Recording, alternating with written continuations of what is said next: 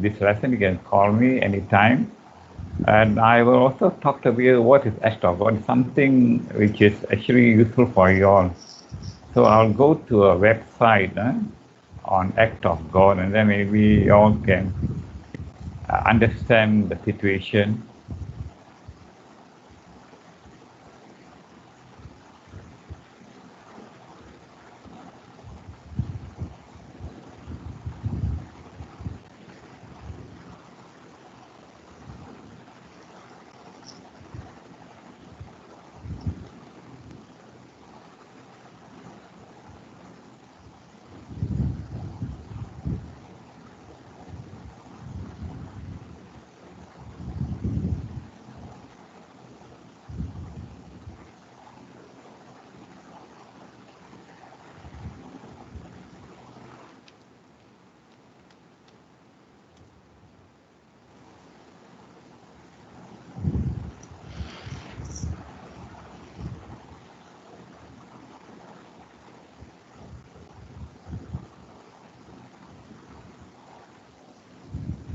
So as you can see, what is act of God? Act of God is actually a natural hazard outside human control, such as an earthquake or tsunami, for which no person can be held responsible. So it's something like this, and then I'll go to another term which is known as force majeure. How to pronounce it, I'm not sure, but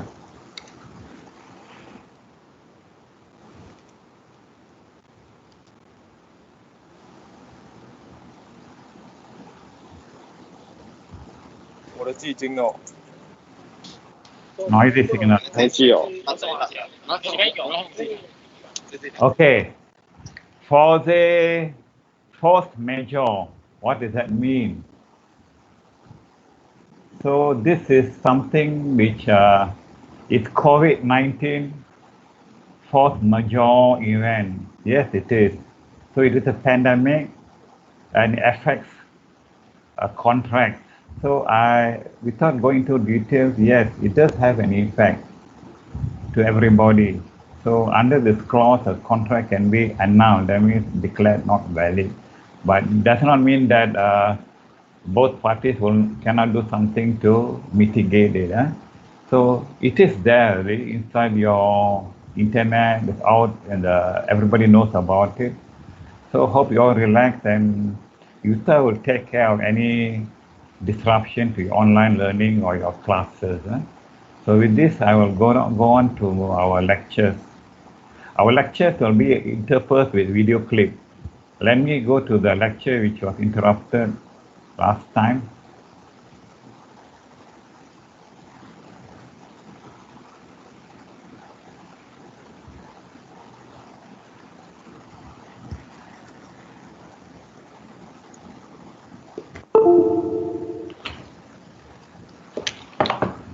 Sorry, I have to take off the camera because it's going to have an effect.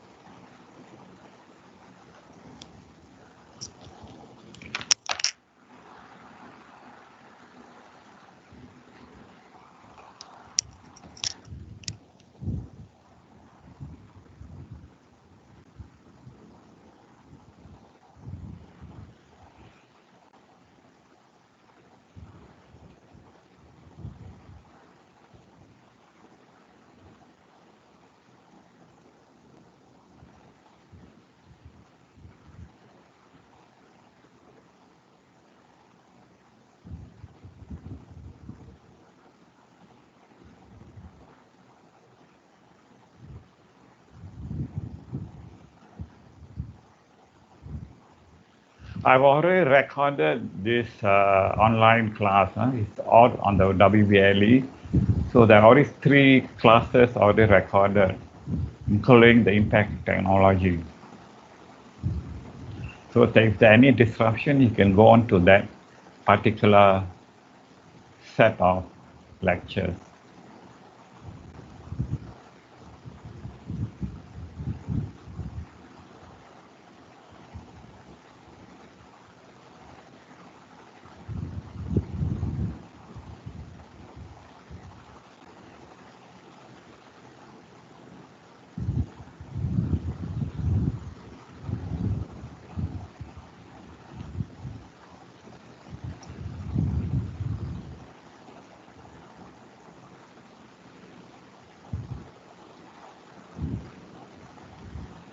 I'll recap what I've done. There are 4 of us, 4 lectures, 4 lecturers.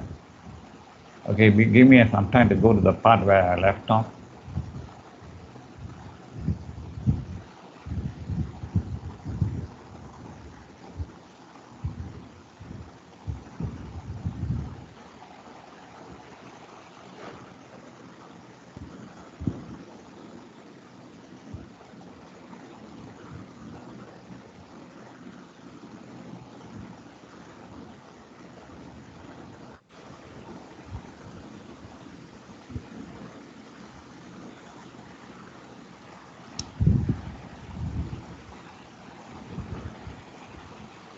I've done this. Okay, let's go to the first industrial revolution. Now, I did mention something on this. So, the first industrial revolution took place in the 18th and 19th century. And the transition was mostly from agricultural to urban. And the rural societies became, so the rural society moved to the cities. So development were the iron and textile industries and the steam engine. Now let's start with the video clip.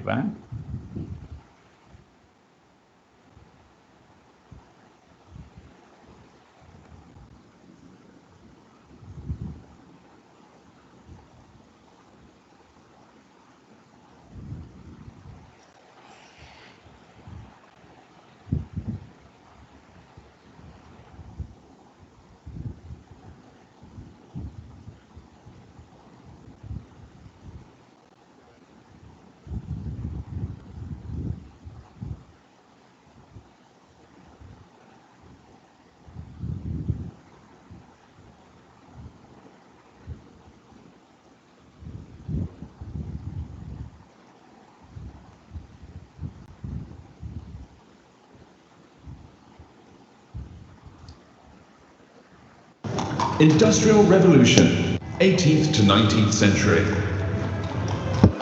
The economic developments of the 1800s saw the development of agrarian and handicraft economies in Europe and America transform into industrial urbanized ones. The term to describe this phenomenon would be known as the Industrial Revolution and was first used by French writers but made popular by English economic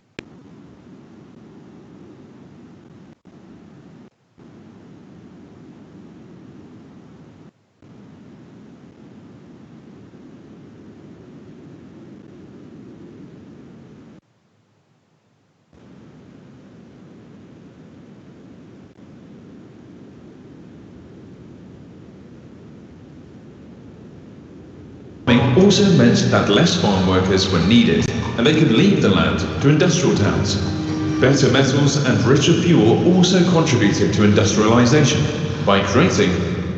Okay, can I find out, are y'all listening? Can y'all listen? Can y'all listen to the sound? Yes, no problem. Okay, I carry on. Now, this series of slides are important, especially the 4th one. This is the background, and I like to mention that from this video clip you'll learn more. What I can talk to you on the slide is, it can be a bit, it can be a bit dull. So you watch this video and it's more entertaining, and there's also is a word. A picture paints 1,000 words. I think y'all don't want me to talk about the Industrial Revolution without showing something about it. So this clip can give you more information than the slide itself. I'll be going through a lot of these claims for your energy and so on. The steam engine, an integral machine to industrialization which powered factories, locomotives and ships. The new steam engines used coal and iron, both in their construction and as fuel, increasing demand for these resources. Roads, canals and railways changed Britain dramatically, connecting Britain and allowing goods to be sent over long distances. Visually, the revolution was clear in the new industrial towns, with smoking factories dominating the skyline. The cities were horrible to live in, overcrowded and dirty with dangerous conditions in the factories and strict rules and punishments. The Industrial Revolution saw mechanization in factories of the textile industry, which was previously manufactured in the home, creating the term cottage industry. Now, production could be increased on a large scale because of new inventions such as the spinning mule and the power loom. The iron industry developed with Henry Bessemer's inexpensive process for mass-producing steel. Iron and steel were key materials for constructing the tools and machinery, steam engines and ships needed for the industrial progress. Industrial labor opportunities drew people to the cities from the countryside, to such an extent that in 1750 only 15% of the population of Britain lived in towns. By 1850, over 50% of the entire population of Great Britain lived in either a town or a city, and by 1900 it was 85%. London had 4.5 million people, Glasgow 760,000, Liverpool 685,000, and Manchester and Birmingham 500,000. Great Britain was the birthplace of the Industrial Revolution and was the only mature industrial economy for a long time. Historians have speculated that this was because, as an island, there was relative peace and stability for Britain compared to mainland Europe. Rather than spending on a large defensive standing army, capital could be spent on other ventures, and there was confidence for investors. Native resources were also abundant and readily available for initial technological developments and inventions. Engineers and inventors were also respected and encouraged in British society and were backed by wealthy patrons. A powerful navy and an empire bringing in vast wealth from its colonies also contributed to the catalyst for industrialization before others. Nevertheless, Germany, France, Switzerland, Belgium and the United States soon emulated Britain's industrial change, and by 1900, Britain would no longer be at the top, with the United States as the world's leading industrial nation in the 20th century. Subscribe for more history videos.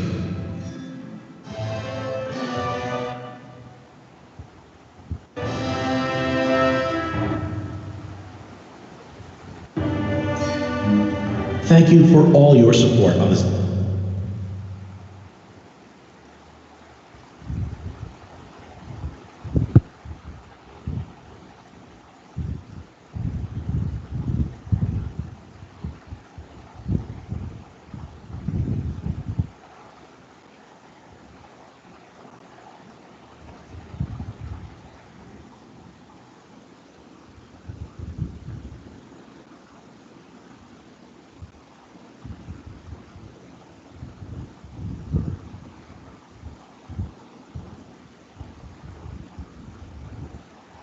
Okay, let's go back to the slide.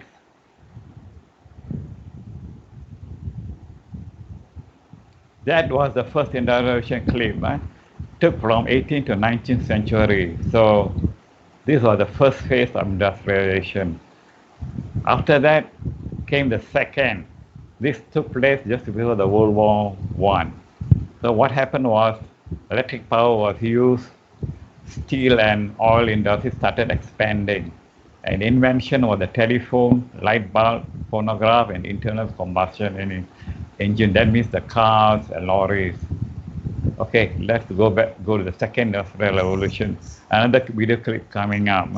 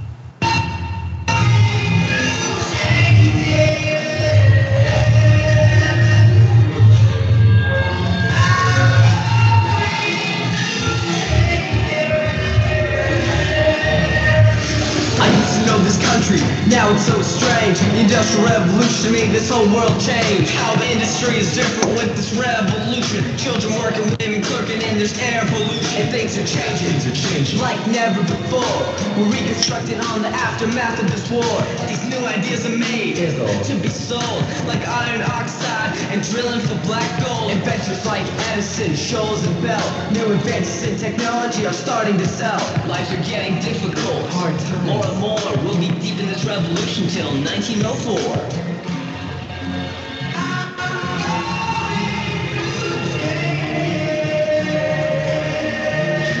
Technology is breaking through. There's nothing else that we can do. It's changing.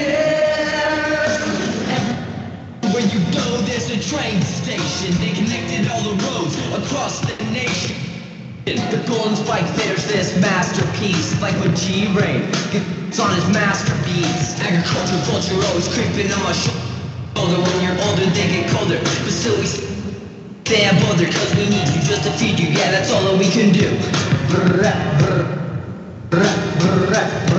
Even though urban life may do them some harm, people still choose the city over the farm. And yeah, everyone knows that. When they keep coming, the city gets bigger. It's getting explosive like the pull of a trigger.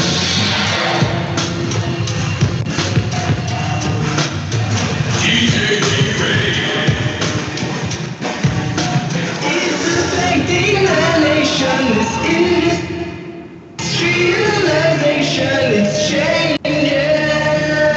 Technology is breaking through. There's nothing else that we can do. It's changing. You're high on your assets, even the clothes you wear. Cause no one's caring, no one's sharing. And watch out for robber barons. You can see that in a monopoly there's greed, so we can't own a company. Unions are forming and starting to strike, and that makes corporations happy. Psych. Psych.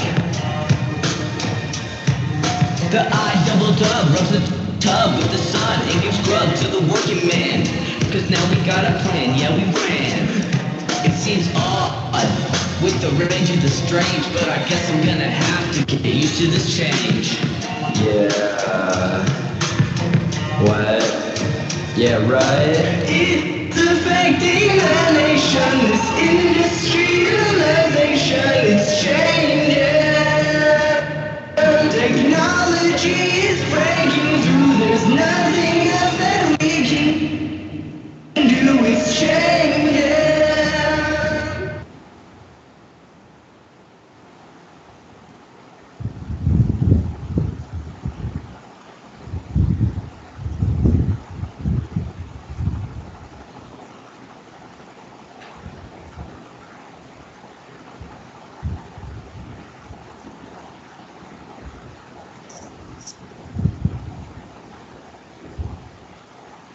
Okay.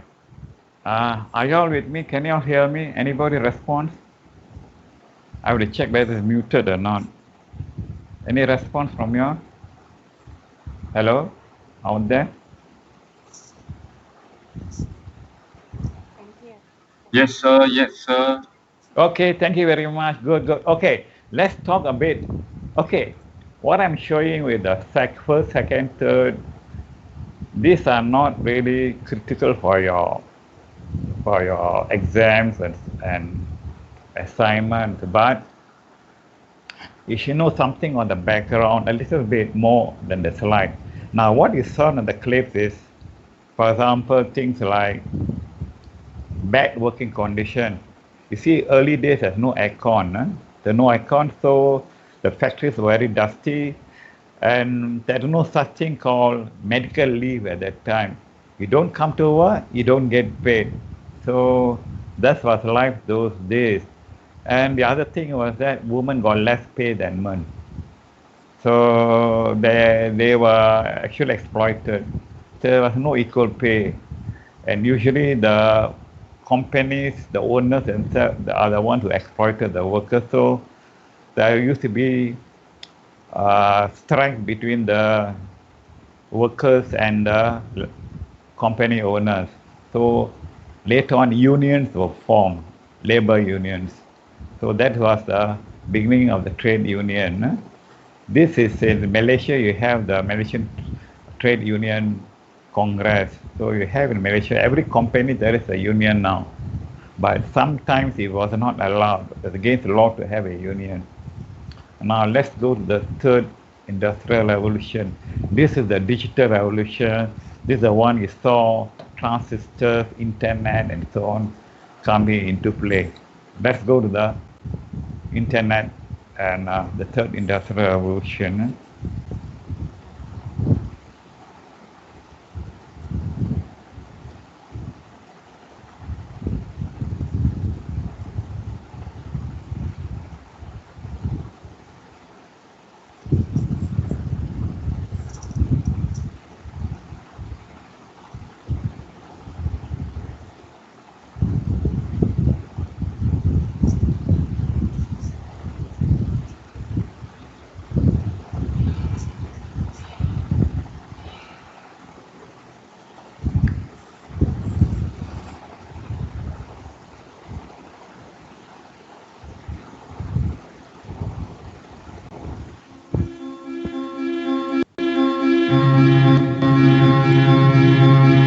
We have to change consciousness. We have to move from a geopolitical, ideological frame to biosphere consciousness in order to have the narrative and the vision and the determination and the will and the drive to move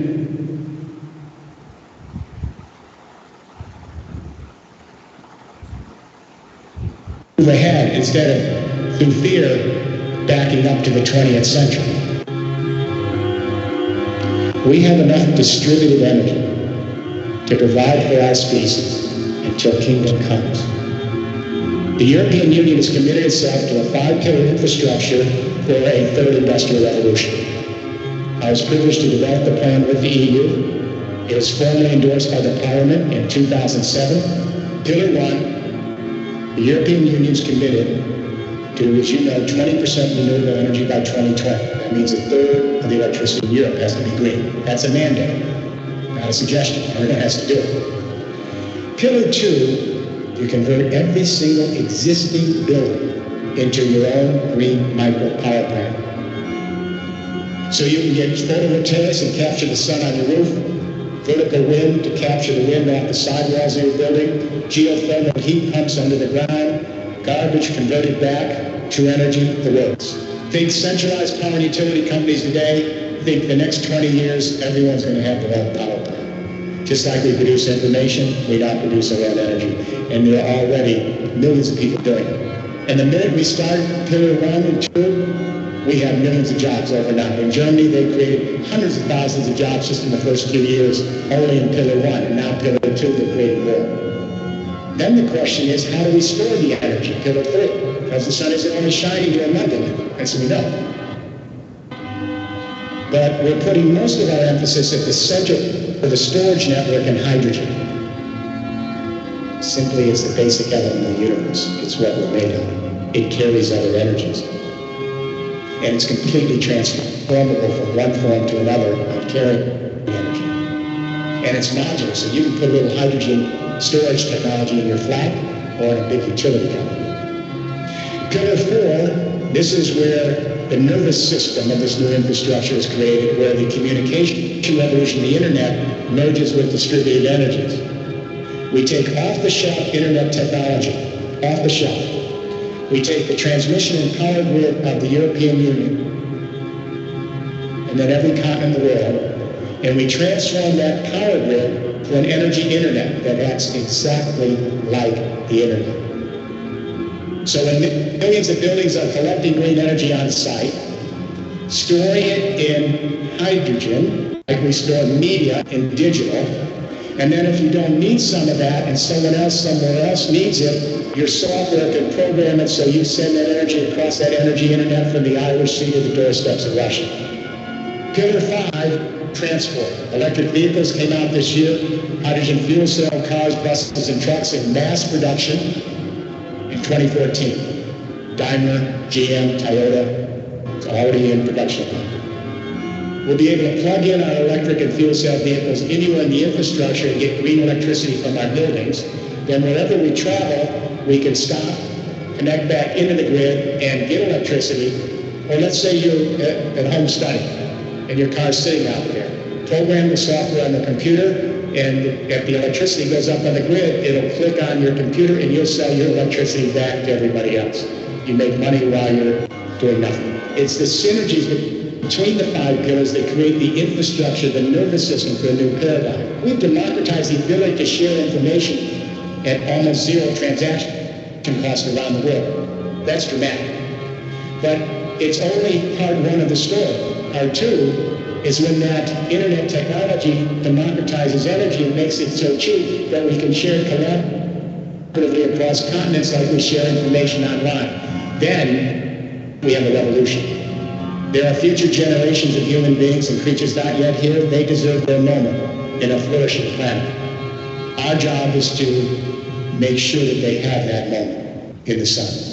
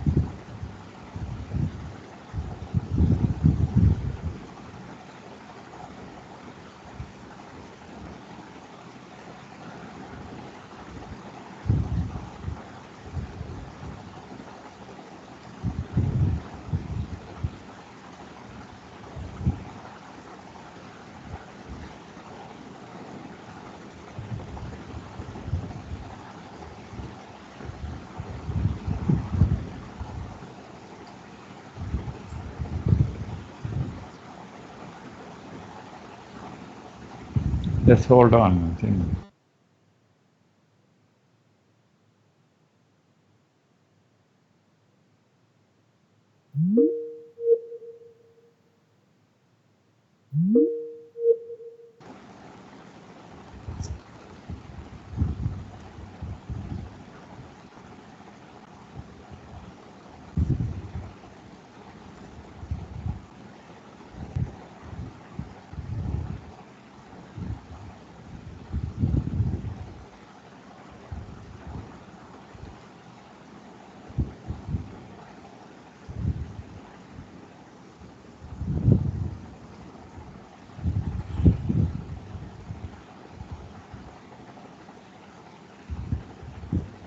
Just hold on, yes.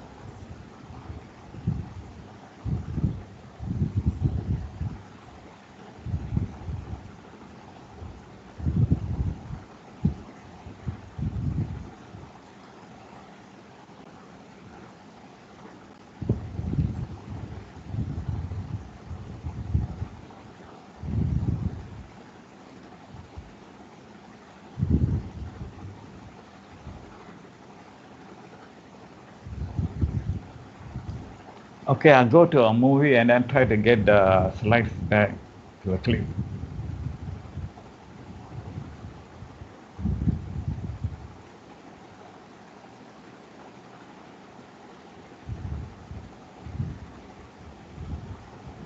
Now, this is the 4th Industrial Revolution.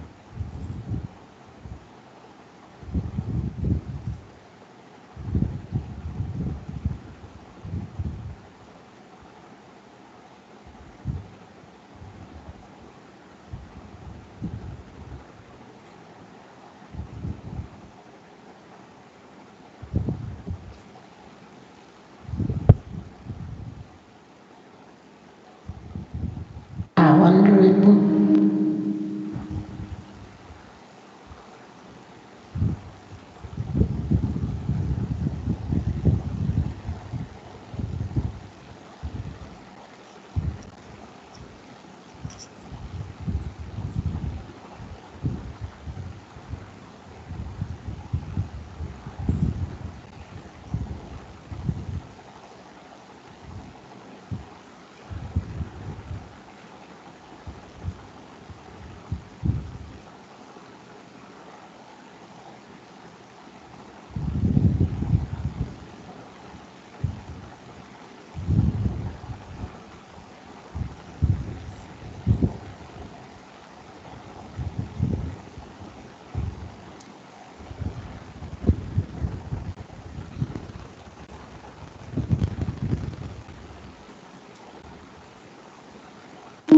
What is happening to the world?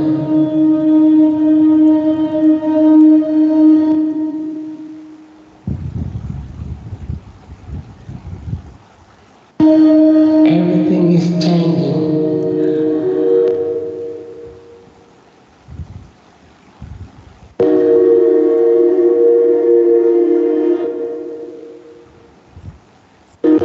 The very idea of human being some sort of natural concept is really going to change. Our bodies will be so high-tech, we won't be able to really distinguish between what's natural and what's artificial.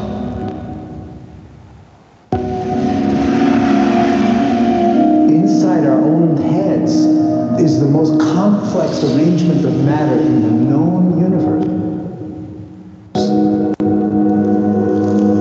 You might ask yourself, can we get to be superhuman?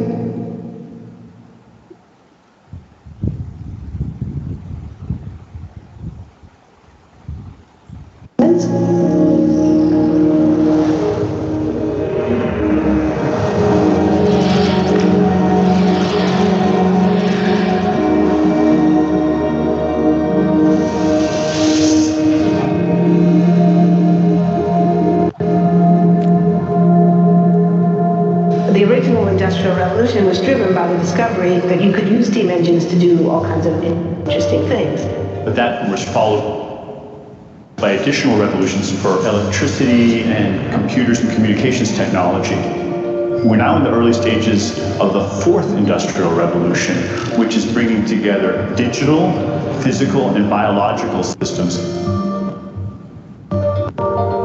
One of the features of this fourth industrial revolution is that it doesn't change what we are doing, but it changes us. With the ability to visualize brain activity, for example, through a simple consumer-based EEG device, it gives us access to ourselves in ways that we've never before thought possible. It unlocks the black box that is the brain and enables us to really, truly be able to realize an identity that is aspirational. There's now a scientific foundation for the effects of mindfulness on the brain, on the genome, on biological aging when the human mind does know itself. Then you get the potential for a new renaissance that restructures itself in terms of our relationship to life, our relationship to the planet, our relationship to work. We need a different economic model. And by that I don't mean capitalism versus communism. What I'm talking about is a shift in the system along the lines of the two big changes that happened in the 20th century, Keynesianism, with a much greater focus on health and education, and the role of government working with business, and then a reaction against that in the late century to neoliberalism, where the focus was on free markets, freedom of the individual, getting governments out of the way. We need to shift to a new system that will allow us to meet the basic needs of every human on the planet, that will live within planetary means, that will be fairer, and that will be focused as its key goal, not on growth per se, but on maximizing human well-being. And history tells us that a value shift is triggered by creation of a new story about how we want to live. I see the circular economy as something which fits very closely with mankind's goal to be innovative and creative and to always progress. We can use asset tracking, we can use IT, we can use 3D printing to enable this different economic model to recover materials, feed them back into the economy, and really to decouple growth from the resource constraints we have. The reason we live in cities is not different today than it was 10,000 years ago. Even if we have got networks connecting us, we still want to have places where we meet in person. So this means the place where we work and the place where we live are much closer to each other, a city where we don't need to have big supply chains in order to produce things, where many things can be sourced locally thanks to 3D printing and robotics. So if we're able to do something to transform cities, to make it more efficient, then the impact can be huge. Think about the prospect of getting rid of plastics. We must not only be inspired or informed by nature, but actually use natural organisms with which to design products and building parts. Only instead of varying material properties, we're varying biological functionality. Design is critical today because it's the first signal of human intention. So the question of adding quality to quantity, it isn't a matter of simply circulating things that are potentially toxic. It's circulating things that are safe and healthy for all generations. So the goal is no longer, I want to be less bad, less monotonous, less unsafe, less unjust. It's really about a diverse, safe, healthy, and just world with clean air, clean water, clean soil, clean energy.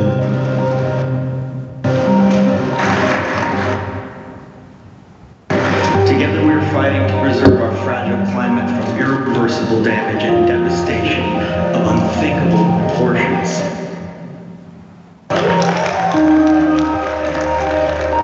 If we think about the original Industrial Revolution, it was an energy revolution. I like to think of it as a kind of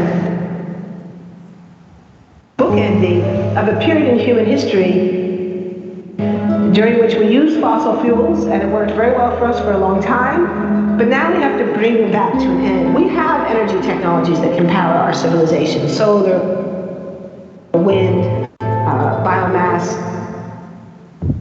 So then the question is, well, how do we get grid integration? Maybe the wind is blowing in Denmark, the sun is shining in Germany, and now you can move that electricity through an integrated grid. You can supply energy to everyone who needs it, and you can supply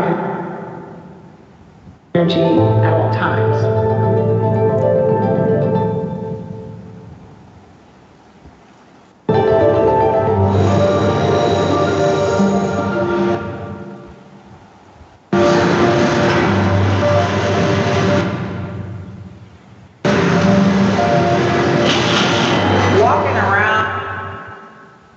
You do see different stuff, as far as like the body marriage line.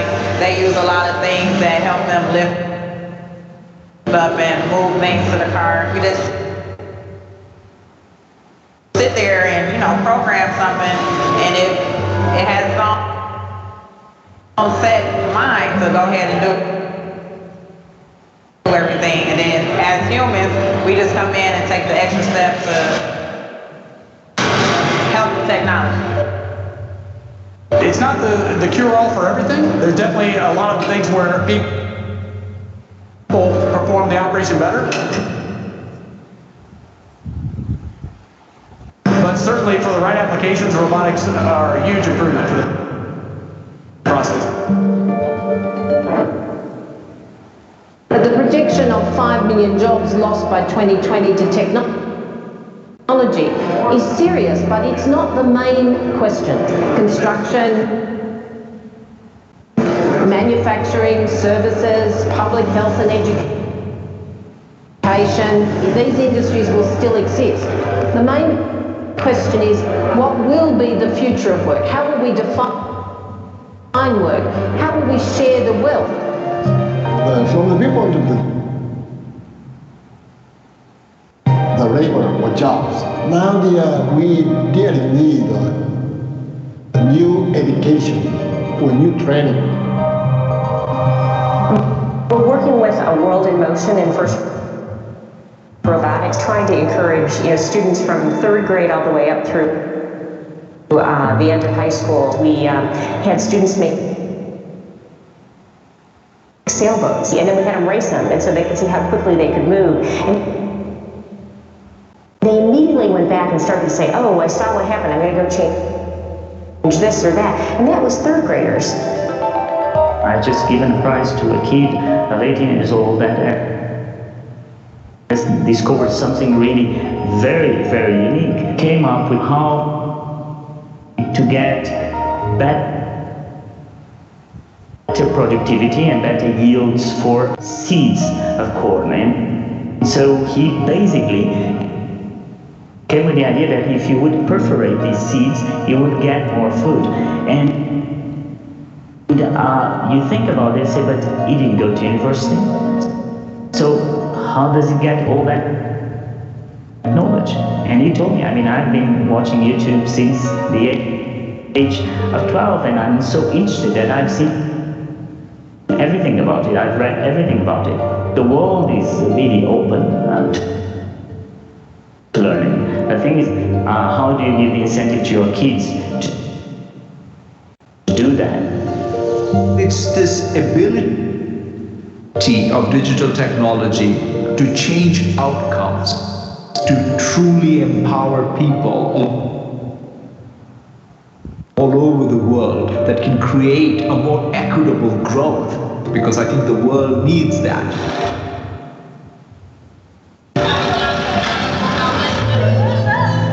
Fourth industrial revolution has the potential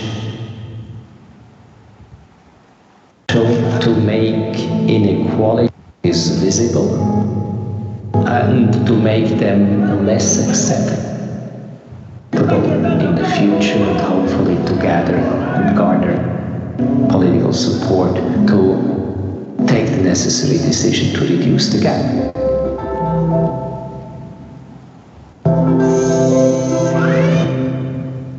Humans have always been using tools, but because of the recent advances in technology, we're beginning to have machines that can augment us in all sorts of interesting ways. I was the first person in the world to be able to voluntarily move my legs while stepping in a robot by exciting the nervous system using electrical stimulators directly onto the spine. We believe that a cure will be possible if enough of the right people have the will to fast-track a cure for paralysis.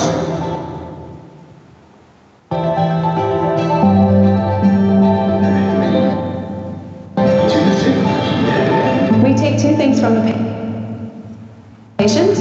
First, we take a three-dimensional X-ray and we extract the three-dimensional data out of that so we can make a perfectly shaped puzzle piece. And then we also take a sample of fat tissue from the patient so that we can extract the stem cells out of those. And we use those stem cells with this three-dimensional scaffold that we fabricate, and after 3 weeks we have a piece of living bone that's ready for implantation. Being able to use genome editing to understand the genetic changes that lead to cancer, and technologies like drug delivery, getting molecules into particular types of cells. There's a lot of excitement about being able to move much more quickly on this disease. One of the things that I think is so essential to free and open societies is freedom of thought. And up until now, the conversation we've been having is around freedom of speech. Once we can access people's thoughts and access people's emotion, we have to create a space that enables people to think freely, to think diversely, thoughts, to think creative thoughts. And in a society where people fear having those thoughts, the likelihood of being able to enjoy progress is significantly diminished. We need to take responsibility at every level of society, from the individual and the person to the institutional to the global, to adapt to these technological challenges and changes which are redefining what it means to be human, what it means to work, what it means to be completely embedded in this world. People always ask me if I'm an optimist or a pessimist. The technology exists, but how do we get it and implement it?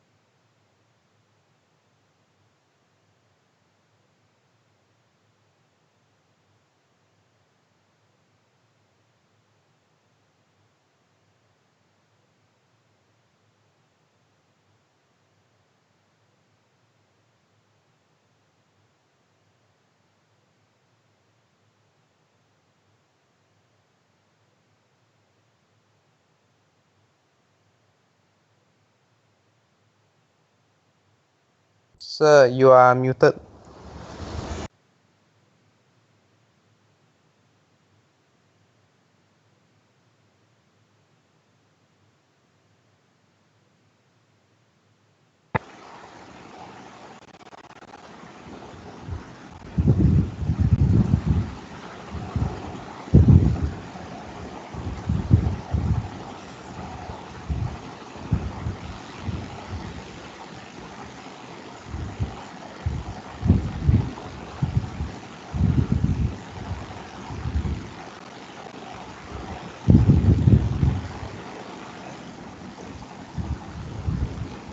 Okay, go to the slideshow back. So we have your first, okay, I have to get out to another slide, and this set is not that, it's getting corrupted. Okay, all right, this is the one, sorry.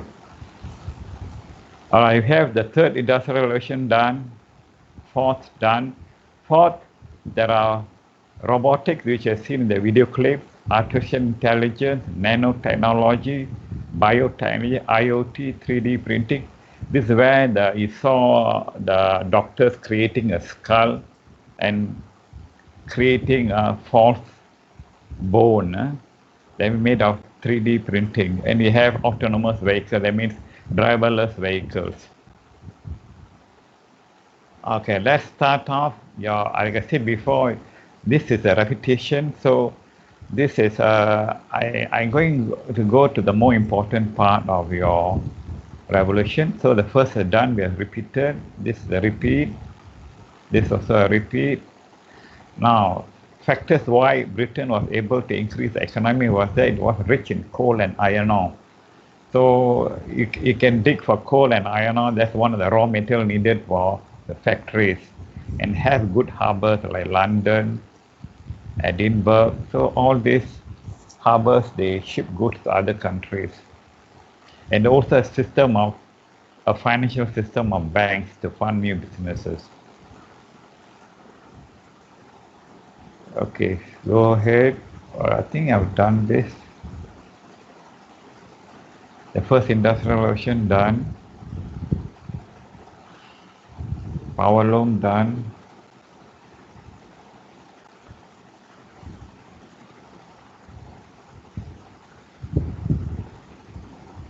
Now, what happened in the early days, they needed textile, so the cloth, I mean. So what they did, planted crops like cotton, and this is the first mechanized cotton gin. So instead of using the hand, they use this. So you just turn the wheel and the cotton gets shredded and the seeds are discarded. Prior to the cotton gin, of course they use flavor. Yeah, okay, I mentioned this to you. Done. So this is the modern cotton gin.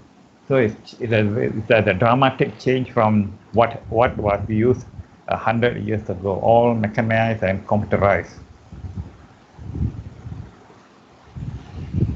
So the process of inventing never ends.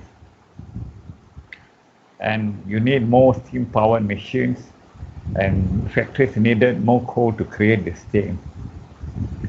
You see, steam power is not only used for locomotives, it's also used in the factories. They didn't have things like diesel power those days, so they had steam power. And you need mining methods to meet demand for more coal. So these are the developments of steam engines. Early days, they used mills. So that means these mills were using the water to move a rotor. So that rotor will crush the wheat and also run the machine, the mechanized machine in the factories. Unfortunately, the early water power had problems. There's not enough rivers, and the rivers were too far from the raw material and the workers and market. Besides that, the rivers are prone to flooding and drying. So men started harnessing steam power. So this was the first was done about 1000 BC. The last was James Watt. This is a very famous guy. When you read about energy or study energy, you come across a term called Watt. It's named after him, James Watt. So your SI units are named after famous persons, like Watt is from a person called Watt, Watt from Watt. And these steam engines replaced the water wheels as the sources of power for factories. And cities grew near the factories. So this Kuala Lumpur is also another example. Kuala Lumpur wasn't a big place until Yapolai came and started tin mining. So from there, houses were built, factories were built, and people started migrating from the rural areas to the city like Kuala Lumpur. And this was the steel process. You needed more steel. Steel was difficult to produce, so they developed the Bessemer process. And steel is the most important metal used over the past 150 years. Transportation. Before this, they had canals. So the canals, what happened was that there was no railroad, so they used artificial rivers, and these are barges. Barges means boats that move along the canal. And to move this barge upstream, you needed mules. A mule is a form of a donkey, actually. It's not like a donkey, but I think it's a bred between a donkey and a horse. And early day ships were powered by sails. And since there were no cars, horses were used. After the Industrial Revolution, we had the train we are seeing now. These are the steam ships, trolleys. These are also powered by steam, and automobile. Automobile means the cars.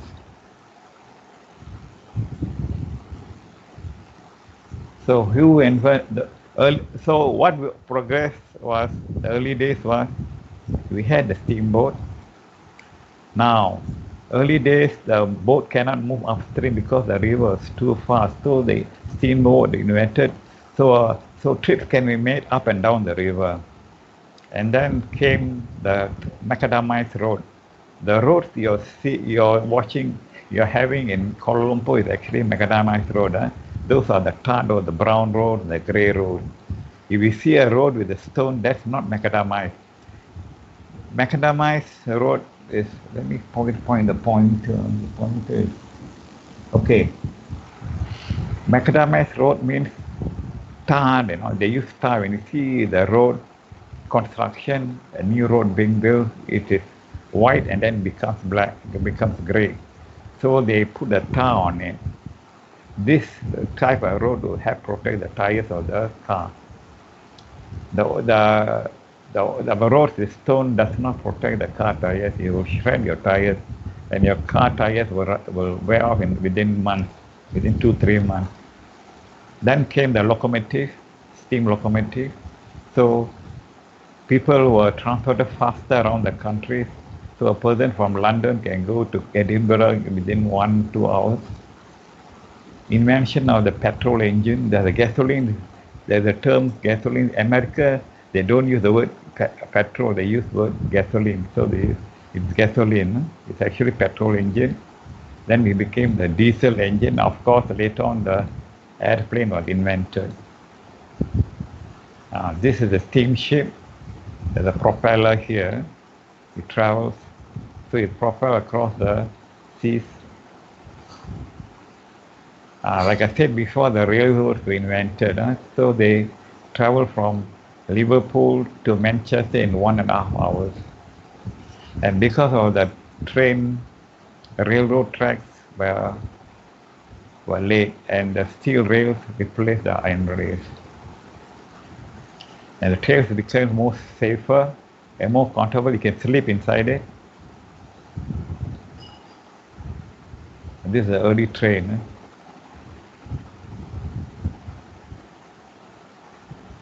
Communication revolution. This was the telegraph. The telegraph, early telegraph, what was telegraph? It's actually a series of dots and dashes. Tick, tick, dash, dash, dash, dot, dot, dash, dash, dash. So that's how the telegraph was done. There was no voice messages. The telephone was invented in the 1870s. That's how a human could speak. That means from London to New York, you can have a conversation. Later on, Atlantic cable was laid between Europe and the States. Marconi invented the wireless telegraph. That means you do not need to use wires. And in the 1907, the radio tube was invented. This is the tube we saw earlier on the slides, and television was invented in 1925. So this is the printing press. Early days was actually man used to use the pedal. After that, steam was invented. And because of this press, newspaper cost came down. It's not cheap. It's not cheap to buy a paper in the early days. Now you can buy a cheap paper for 1 ringgit or 1.30. Early days were very expensive, and books were also cheaper to produce. And this is now agriculture in the industry. The Industrial Revolution brought machinery to the farm. Strictly speaking, there is such a thing called Industrial Revolution and the Agricultural Revolution. But the result is that the use of farm machinery meant fewer farm workers. So the workers didn't have jobs, they migrated to the city. So all these have a put it in a simple term, the industrial revolution caused migration from the rural areas to the cities.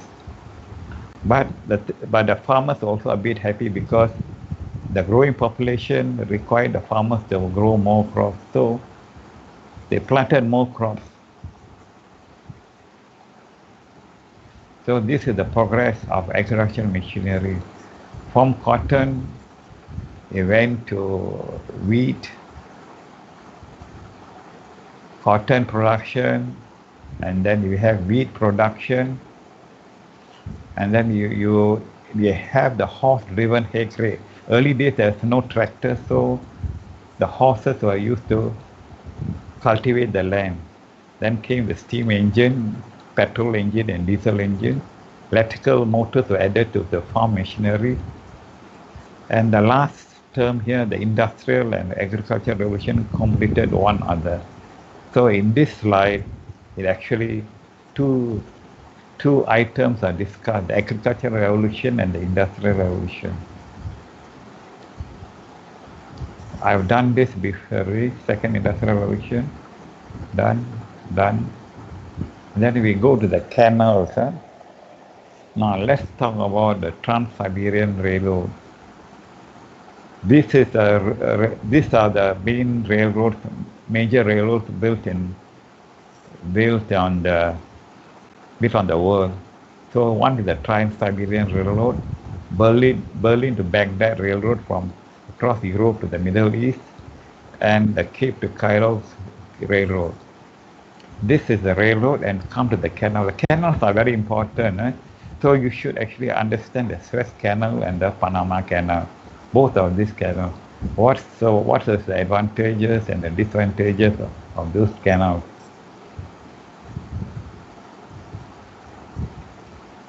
Now let's go to the Trans-Siberian Railway.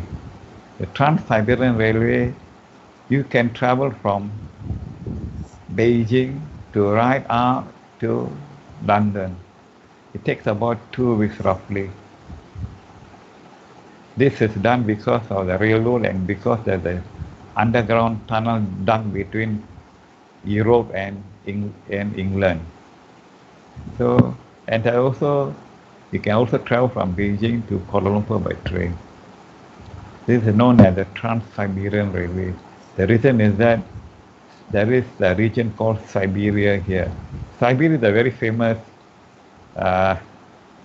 region because in the early days, the Russia used to transfer their prisoners to Siberia. It's a very cold place.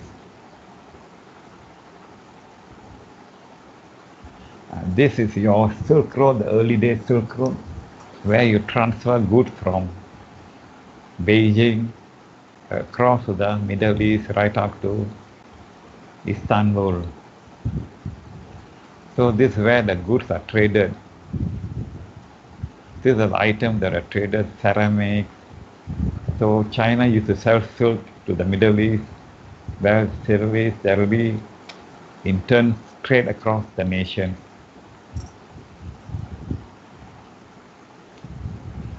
This is the Suez Canal. Like I said before, this is the Suez Canal.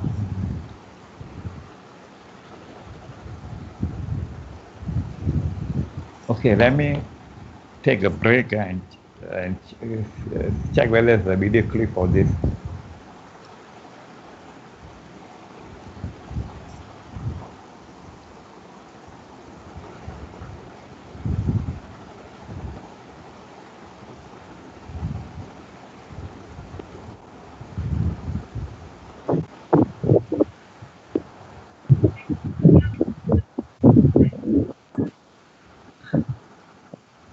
Yeah, anything you'd like to ask, we can ask now. Did I go into a video now? Just hold on.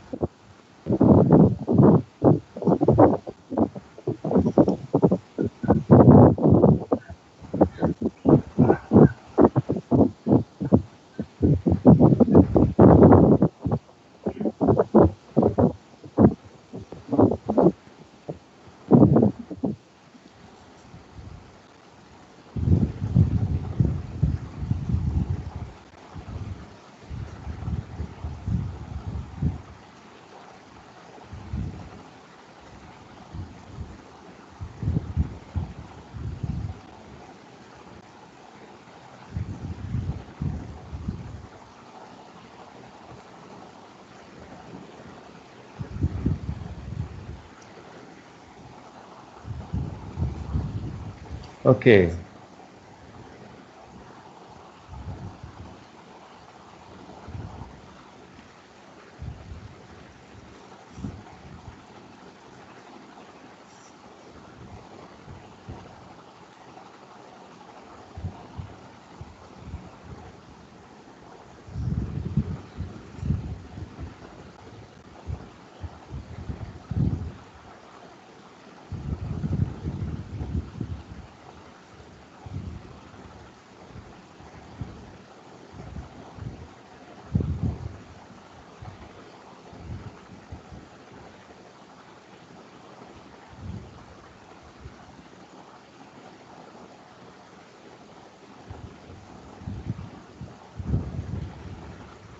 Need a professional logo for your brand?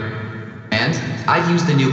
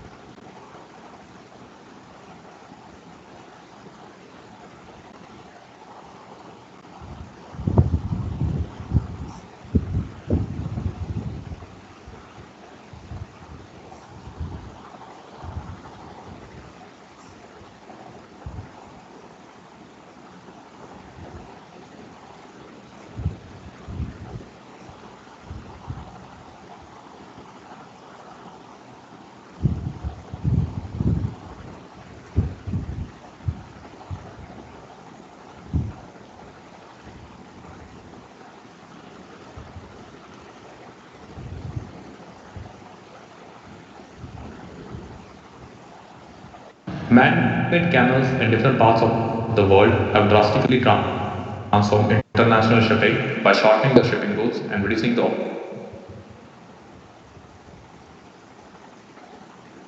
operational costs.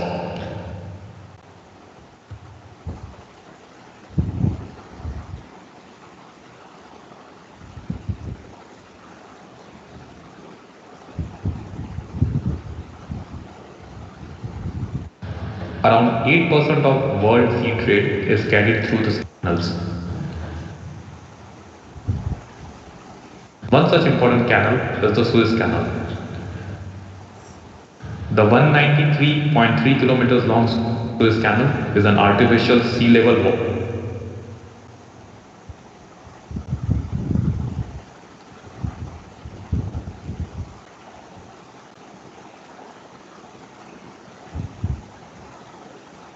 waterway located near Egypt.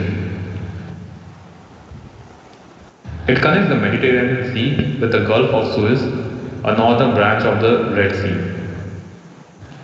If there was no Suez Canal, the ships bound for European ports from India would have to travel an additional 7,000 kilometers, which would take 34 days for a ship running with 60 knot speed. The construction of the Suez Canal officially began on April 25, 1859.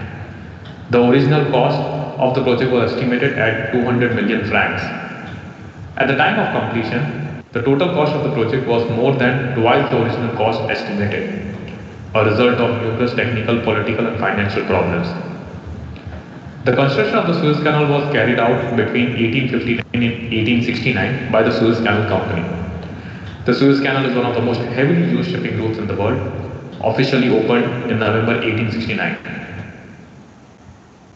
Another alternative to Suez Canal is around the southernmost point of Africa, commonly referred to as the Cape of Good Hope route. This was the only sea route before the canal was constructed and also when the canal was closed. In the early 21st century, the traffic of Suez Canal has decreased due to the piracy in Somalia, as most of the shipping companies chose the longest route instead. In August 2014, the construction was started to expand the canal and widen the Bella bypass by 35 kilometers to speed the canal's transit time. The aim of the expansion was to double the capacity of Suez Canal from 49 to 97 ships a day. When the canal was built, it was 164 kilometers long and 8 meters deep. After several enlargements, It is presently 193.3 kilometers long, 24 meters deep, and 205 meters wide. The expansion allowed the canal to accommodate two-way traffic along part of the route and also the transiting of larger vessels. The Suez Canal has no locks because of the flat terrain, and the minor sea level difference between each end is inconsequential for shipping. The passage takes between 11 and 16 hours at a speed of 8 knots. The low speed helps prevent erosion of the banks by the ship's wakes. The canal allows passage of ships with up to 20-meter draft or 240,000 deadweight tons and up to a height of 68 meters above water level, with a maximum beam of 77.5 meters under certain conditions. The journey from Europe through the Mediterranean Sea and the Red Sea, transiting through the Suez Canal, cuts around 7,000 kilometers. Hence, a trip from India to Europe will only take around 19 days using Suez Canal for a ship running with 60 knot speed. However, for passing through Suez Canal, a Handymax bulk carrier may have to pay approximately $175,000 as canal toll. Suez Canal is the longest canal of the world without a lock. As the Suez Canal has no locks, the accidents are almost negligible as compared to other waterways. Almost 50 ships cross Suez Canal every day. The ships are usually anchored in the Suez Bay in order to wait for their turn as the ships cross the canal in a convoy system. The ships heave their anchors and queue up in the convoy to start the canal crossing operation. For crossing the Suez Canal pilots will board the ship at different stages and the bridge team will assist the pilots in the operation. Usually 4 pilots embark the ship to maneuver it through the canal at different points. When the ships are in the canal, they need to maintain a fixed speed when in the convoy and also keep a specific distance between the two ships. The speed limit for tankers and draft ships is 30 to 40 kilometers per hour and 16 kilometers per hour for other vessels. The interval between vessels in a convoy is about 10 to 16 minutes. The navigation in the Suez Canal keeps going day and night. The navigable channel is bordered by lights and reflecting buoys as navigational aids for night traffic. According to the Suez Canal Authority, Suez Canal alone shares 10% of the world's seaborne trade. The channel expects to raise the daily average of traveling vessels to 97 ships and a revenue of $13.226 billion by the end of 2023. If you like this video, please subscribe to the Marine and press the bell icon to get notified.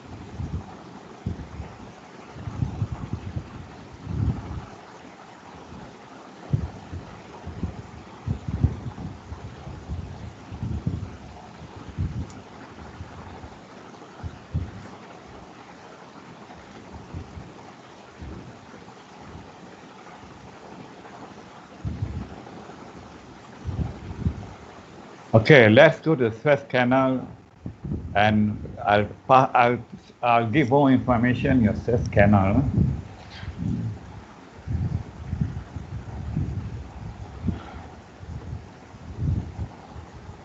Okay, your Suez Canal is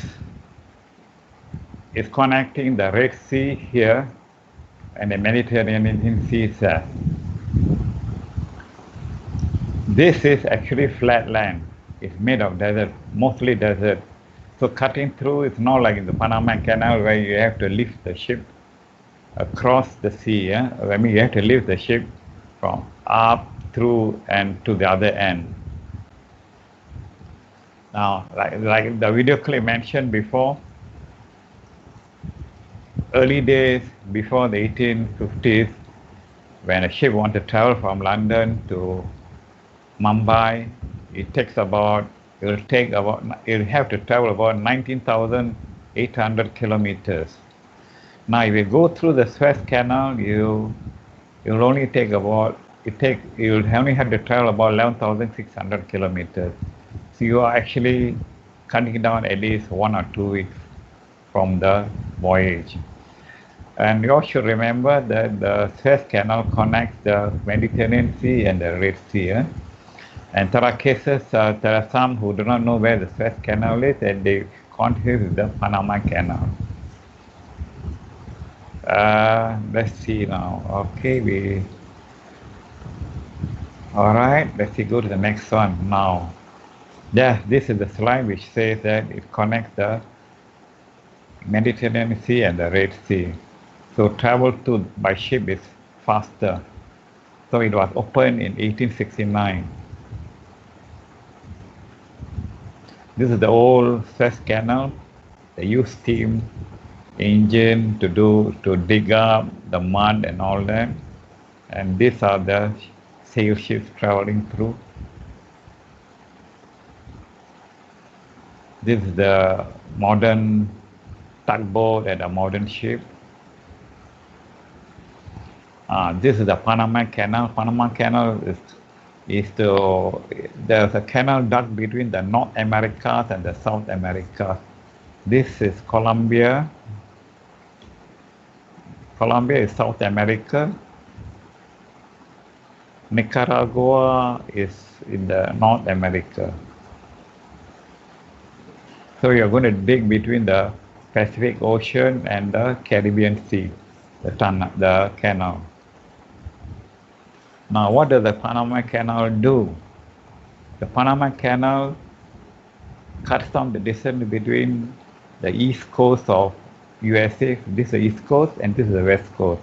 So you want to travel from San Francisco to New York. Early days, you have to travel around about 12,000 miles. That means it's about 12,000 miles, about roughly 25,000 kilometers. You must times it by 1.6 actually. 20,000 to 25,000 kilometers. Whereas the shorter route through the canal is about 4,000 kilometers. That's about 6,400 kilometers. So you are actually saving costs, saving fuel, and saving the trouble of making a long voyage. Early days, the only way to transfer goods is by railway, but the rail would have taken a long time also. Until today, they're using the Panama Canal. USA uses a lot of it, a lot of the Panama Canal, and I think it funded the Panama Canal.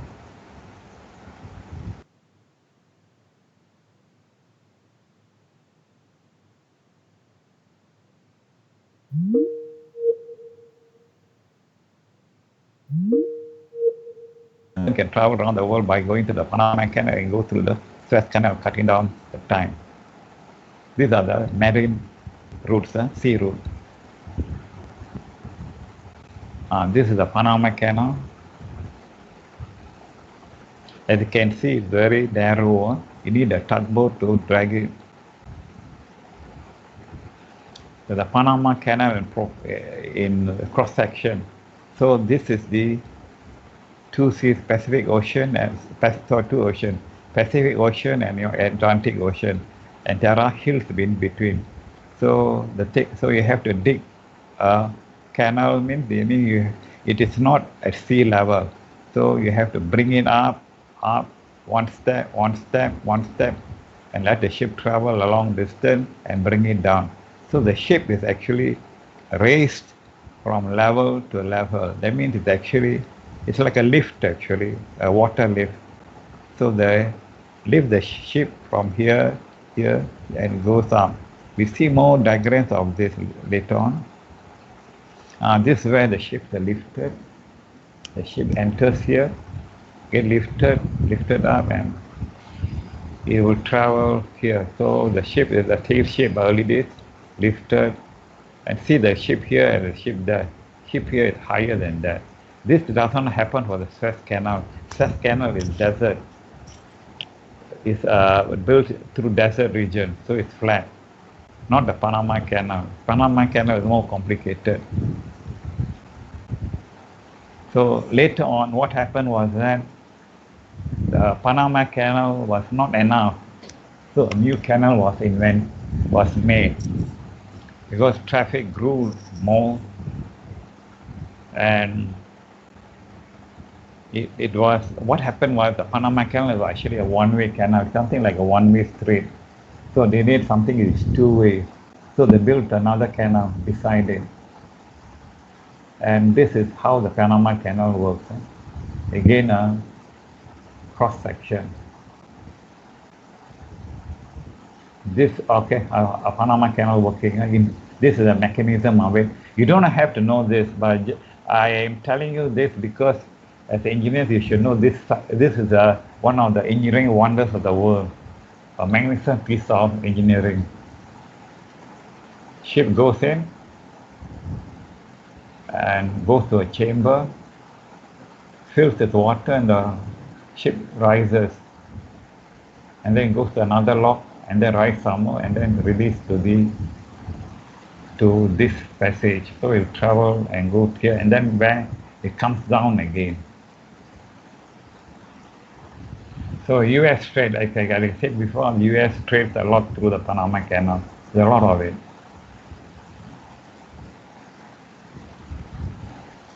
This is the Kiel Canal. This is somewhere near Denmark, Europe. Kiel Canal, not many people know about Kiel Canal. Usually questions are not asked on the Kiel Canal. This is the Kiel Canal, like I said before. Denmark is here, Germany is here. So ships were traveling from Amsterdam. Amsterdam is in Holland, Netherlands. So it traveled from here, through here, and to Russia. Early days, you had to travel up, down Denmark, and go through the strait. So it's a very long process. So the idea of canal is to cut down the journey. This is the cross-section of the Kiel Canal. It cuts across part of Germany.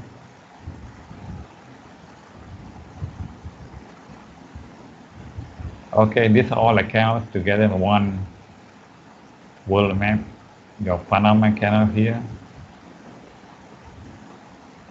Panama Canal here, your Suez Canal here, and your Kiel Canal, Danish Strait. So a ship can travel from, let's say from Alaska, go through the Panama Canal, go to the Suez Canal, and go to Malaysia. So transportation, the early days for automobile, airplanes. So they use, I think I better skip this. This is not the, wait, hold on. I think the Suez Canal, there is some mistake here, hold on. There's a mistake here, hold on. This is not the slide. Let me get a,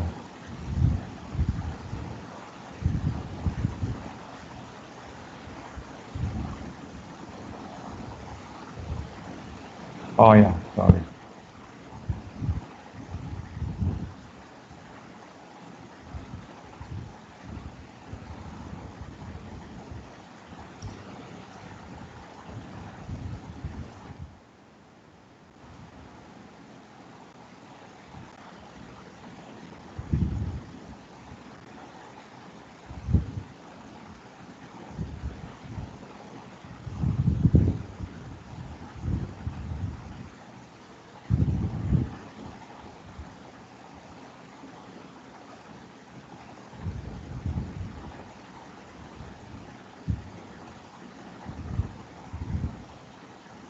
Okay, yeah, now here. Okay, sorry.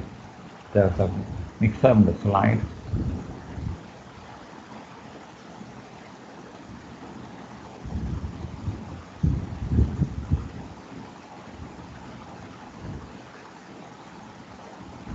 We come back to the joint venture, we go to the Suez Canal. Now, the reason for the Suez Canal expanding is that maritime traffic kept increasing. Larger ship, so the ship, present day ship, like is something like the size of 2 football fields, very big, and the lane is narrow. So he needed, and Egypt also needed money, so Egypt, you want to go through the Suez Canal, the ship must be tall. Huh? Okay, let's look at the Suez Canal expansion. When the Suez Canal was built, the idea was to make money. And you want to pay about 1.25 million to travel through the canal. Length of the old canal was 100 miles. New canal is 44.74 miles, so it's shorter. The cost of drilling is 4 billion. So the idea of Egypt was, well, they can make money out of this canal. So in this case, as you can see closely, there are 2 canals side by side. And a lot of developments took place on the right-hand side of the canal and the left-hand side. So cities grew, new cities can grow up. So this is the Suez Canal, the new one, they built at the side. And they dug the old one deeper. So this is the old Suez Canal, and this is the new Suez Canal.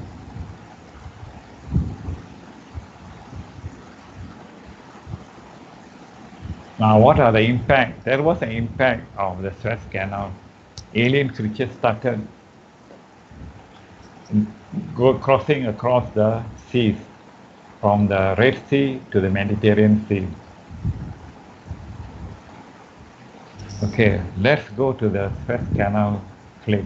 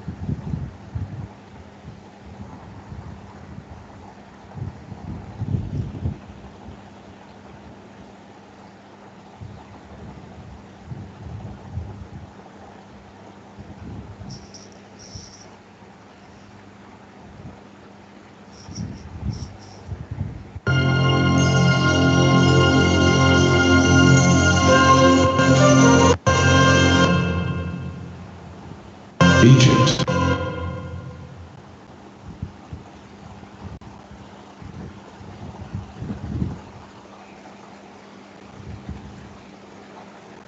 The Suez Canal, one of the most epic structures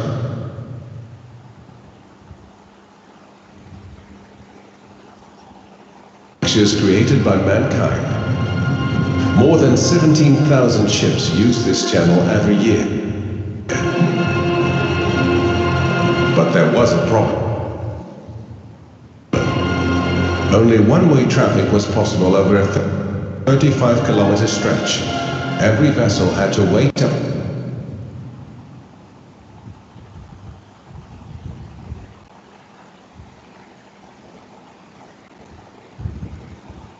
to 11 hours to let ships from the opposite direction pass. And that's why the famous Suez Canal got a 21st century makeover, a new parallel waterway created to make two-way traffic possible.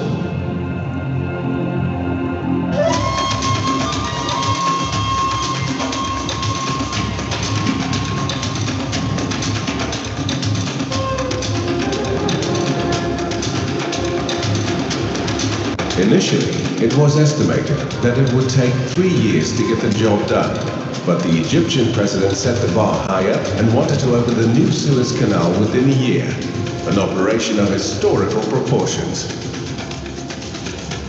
For this job, there was hardly any preparation at all. Before we knew it, the project was awarded to the consortium itself.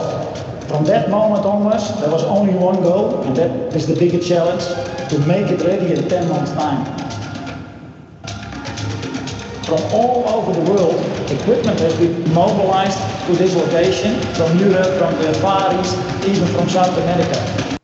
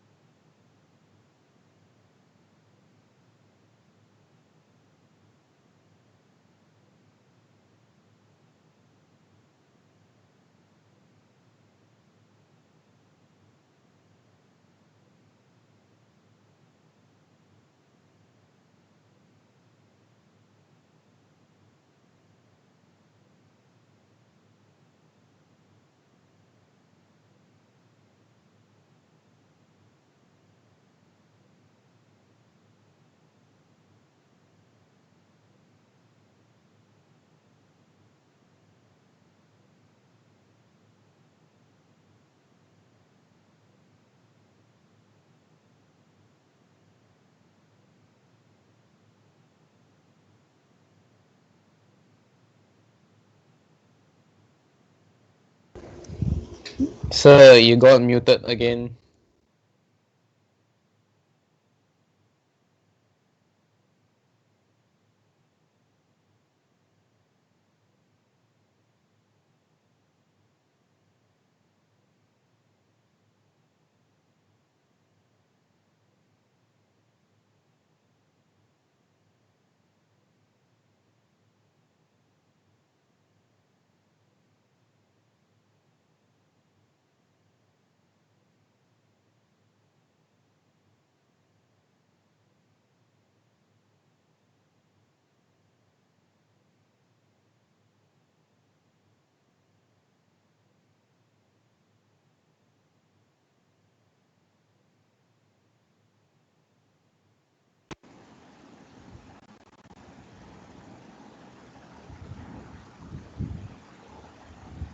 Thousands of cubic meters a week.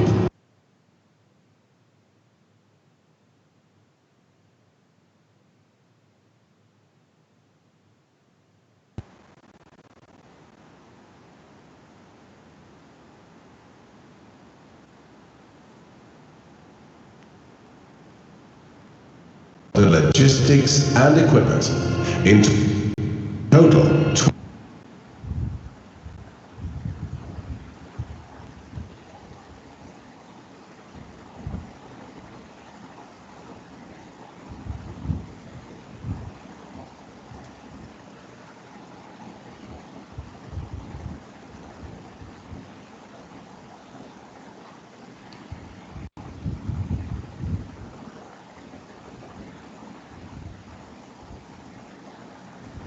Okay, the audio was off for a while. I'm restoring it now.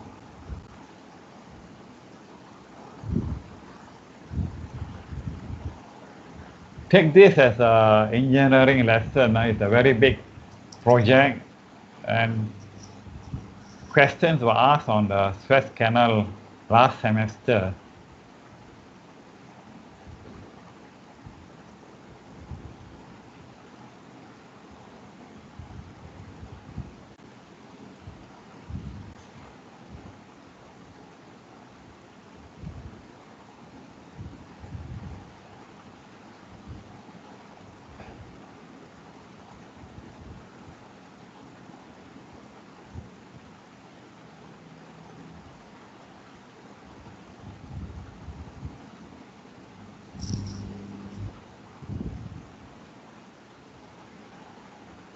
Thanks for informing me. You all have any problem on your side, please tell.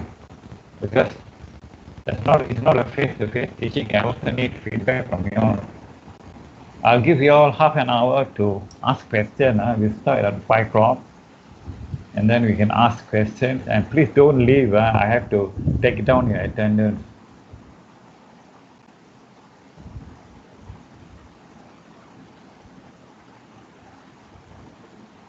The next,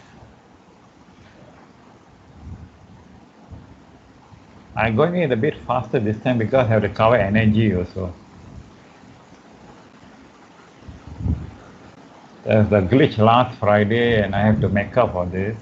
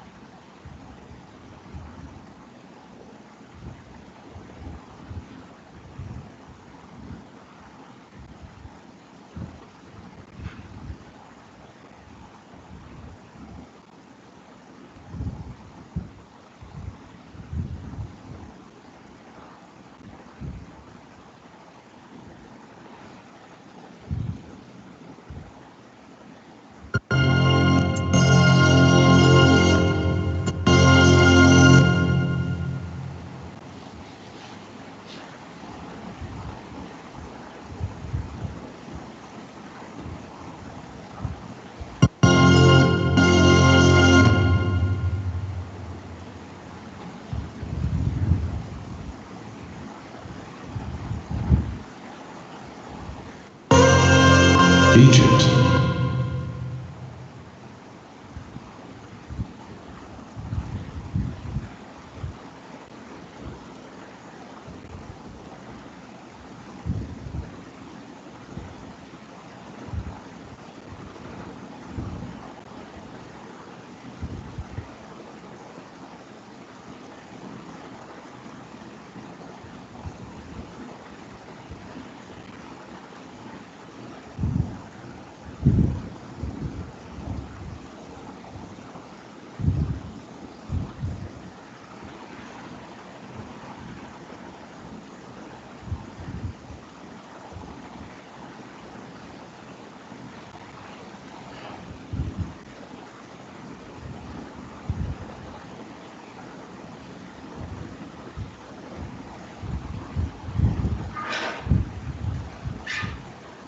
The Suez Canal, one of the most epic structures created by mankind.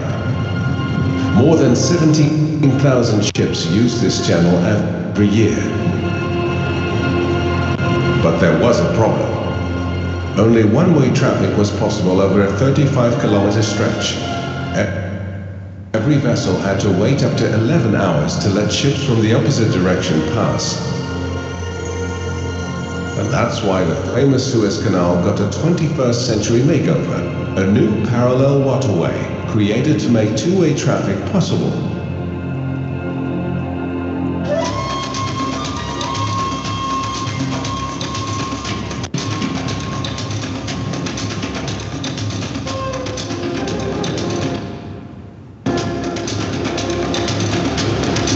Initially, it was estimated that it would take 3 years to get the job done, but the Egyptian president set the bar higher and wanted to open the new Suez Canal within a year, an operation of historical proportions.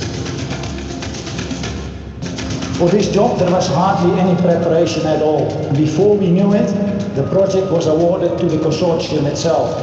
From that moment onwards, there was only one goal, and that is the bigger challenge, to make it ready in 10 months' time. From all over the world, equipment has been mobilized to this location, from Europe, from the Far East, even from South America. A 35-kilometer long canal, 24 meters deep and 400 meters wide, straight through the desert. A killer schedule. Here we see a channel of 35 kilometers divided in 4 lots. We have lot 2, 3, 4 and 5, of which lot number 4 is the north lot. The intentions of this lot is to have the whole area first prepared with cut dredges, that we remove the top layer of the lot so that the hopper dredges can enter and go to the full depth.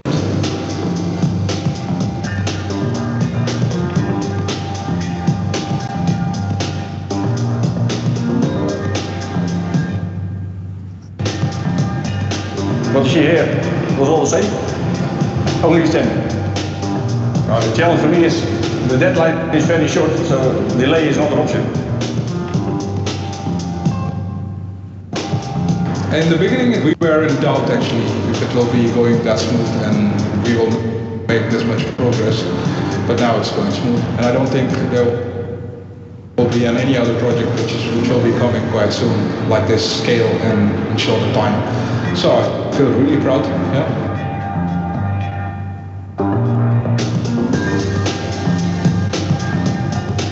Here for my daily visit to the dredger. We discussed the progress, the time frame, the planning. A highlight here for me in Suez is to see a project on this large scale, to see a project finished in 10 months, starting from zero to a new Suez Canal.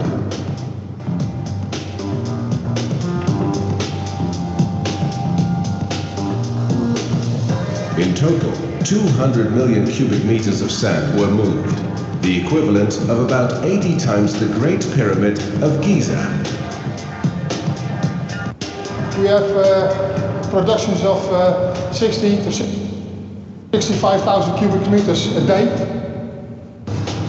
What means that we do almost 400,000 cubic meters a week, and that's for a hopper dredger a lot of sand to move from one place to the other.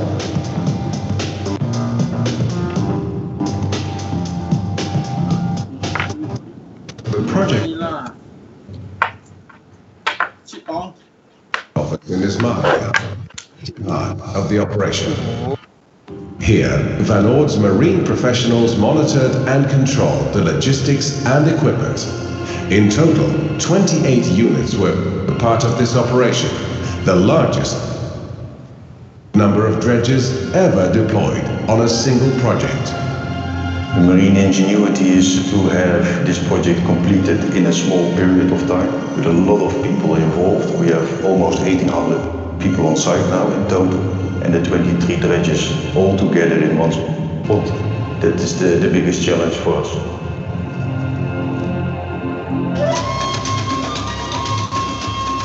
Yeah, it's very busy, especially when the crew change for the on-signer and off-signers.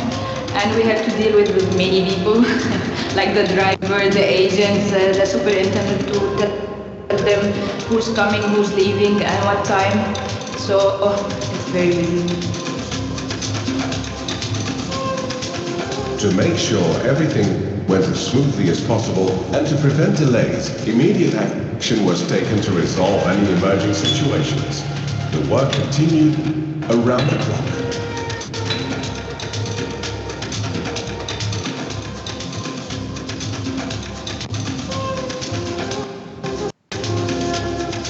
The Suez Canal makes takeover is without a doubt one of the most mind-blowing dredging projects of this decade. The immense landmark is now ready for the vessels to pass through. In its list of epic man-made structures, Egypt can add the second Suez Canal. A 21st century icon was realized thanks to Van Oord's marine ingenuity.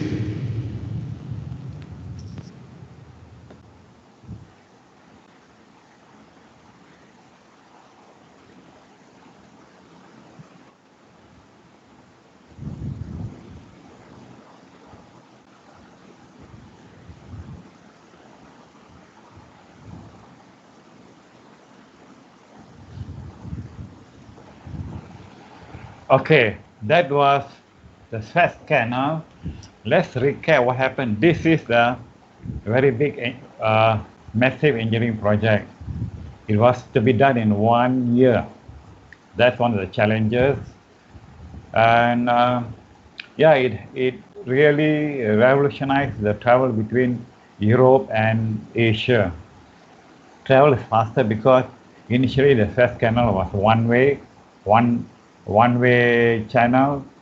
I mean, you have to wait your turn to cross, so it takes longer. Now it's faster, but there is the impact now. The impact is what is known as your alien species traveling from the Red Sea to the Mediterranean Sea. Which is one of this is the jellyfish.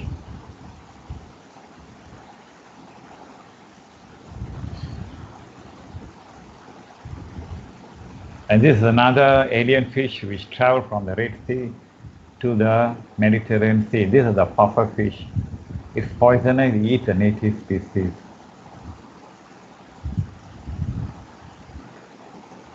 And these are the jellyfish that is rolled up on the beach in Israel. So they can sting people and poison us. And the tourists will not come to that place. So they lose tourism income. This is another species. This is the lionfish. The spines are poisonous. So some of these fishes are poisonous, traveling from another sea to another, from one sea to another sea. So it causes problems. And this causes problem not only to the people but to power plant and desalination plant along the coast. These are the invasive species found in the Mediterranean earlier on. Sorry, I can't make this into let's start from current slide. Okay. This is the species found in the Mediterranean in the early 1956, not many. 1986 when also not that many, but after 2016 when the new Suez Canal came in, a lot of invasive species. They are alien species, they're considered aliens, and they harm the native life in the Mediterranean. This is actually the Mediterranean Sea. Okay, the new Panama Canal. The new Panama Canal was widened. This is how they made a lot of structures here, a massive engineering project. As you can see the humans here and how massive it is. The construction going on. New Panama Canal again. These are the locks, locks. These are the gate that open and close the compartment. Again, the lock being put in. It can move on this one. The shipping, this is a tugboat. You see, the thing is, when a ship goes along the canal, they cannot use their propellers much. So they need a tugboat to pull it along. If they use a propeller, the propeller will create a lot of turbulence, and they call it wash, and erode the side of the canal. They're not allowed to do. So it's slow progress. So it takes quite a number of hours to cross the canal, New Panama Canal. So this is the Panama Canal. They are all waiting their turn, and these are the ships here, waiting at the mouth of the canal, all queuing up.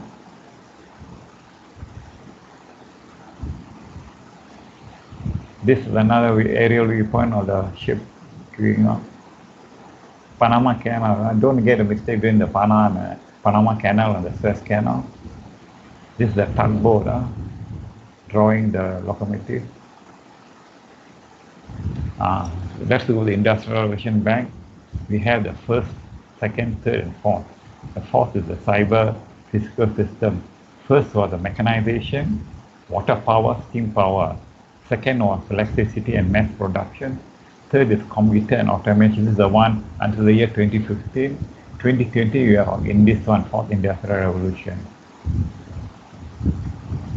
Now let's talk about the impact of technology. I'll talk to you about it. It is an act of God. Something totally unexpected. The term used, it's a legal term, act of God. It is incorporated, sometimes contracts. An act of God comes, for example, let's say a person staying in the house and lightning strikes. The TV set is out, conked by the lightning. That act of God is something not unexpected. So that's the term used, and you're in this part of the timeline.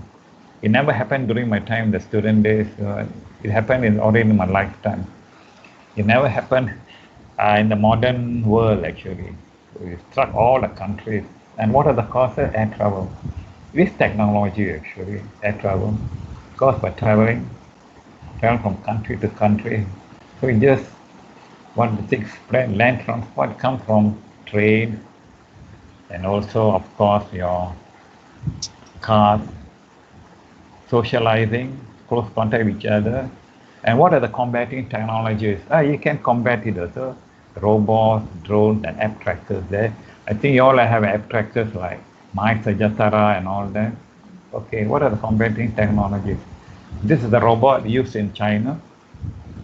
So it is actually clean.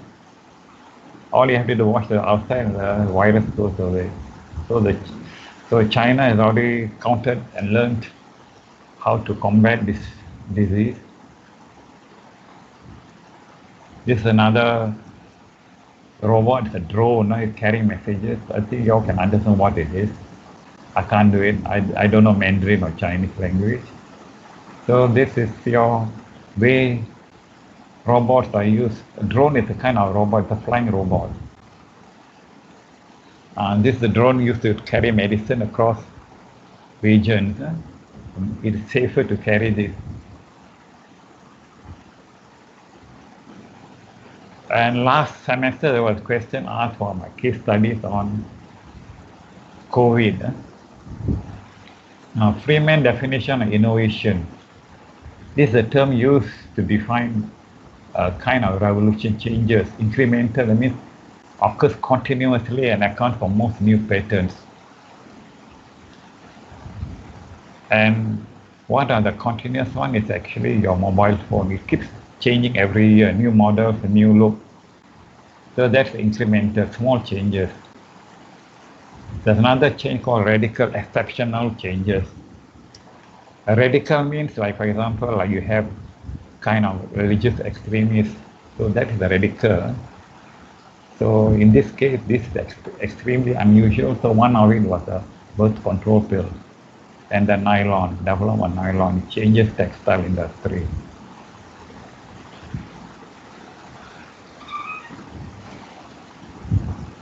So what are the changes? These changes are actually linked together. Okay, and now what's the last one? You're going to go to the smartphone, which is the rise of popularity of mobile application. Smartphone is another technology revolution. Okay, that's the end. We have to go to the clips on the Panama Canal and the alien species. And just hold on.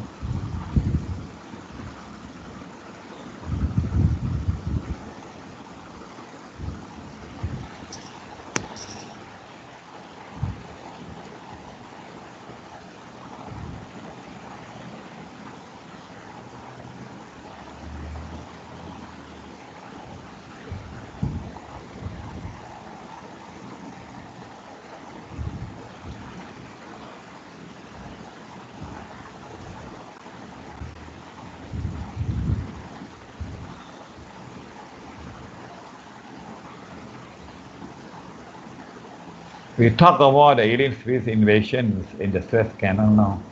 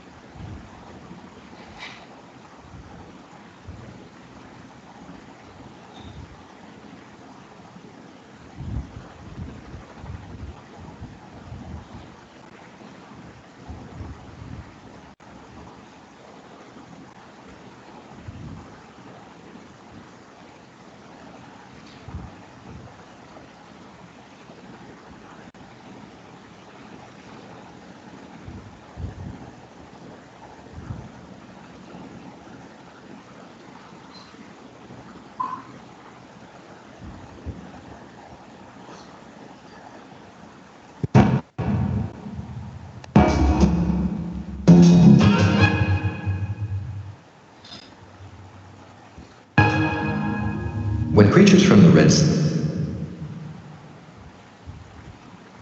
Sea stray into Mediterranean waters, the results can be lethal. Red Sea pufferfish colonizing the eastern Mediterranean are so poisonous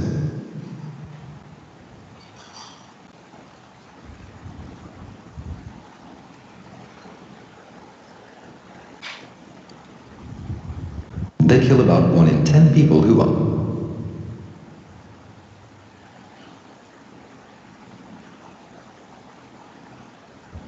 unwittingly eat them. Summer swarms of a stinging Red Sea jellyfish, stretching as far west as Italy, force beach closures and clog intake pipes at desalination and power plants. Rabbitfish from the Red Sea devour Mediterranean algae that would otherwise feed native fish. Egypt is enlarging the Suez Canal to double its ship capacity, and scientists worry that more Red Sea creatures will then make their way into the Mediterranean. How might they be stopped? Electrifying water is one option. Bigger animals feel the jolts more than small fish. The voltage builds gradually, so fish turn around before getting injured or killed. A spot in the Puntledge River near Courtenay, British Columbia, has been electrified to prevent seals from decimating juvenile salmon. Many fish dislike turbulent bubbles, so bubble curtains are increasingly being implemented by pumping air into underwater pipes pierced with tiny holes. To make them look scarier, they can be illuminated with erratic flashes of light. Noise in obnoxious rhythms and pitches completes the effect.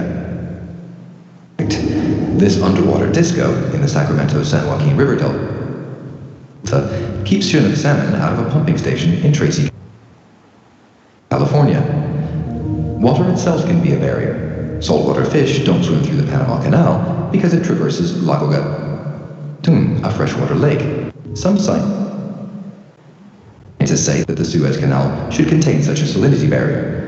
After all, for about 8 decades after the canal's opening in 1869, few creatures made it through, thanks to the extra salinity coming from salt in the ground.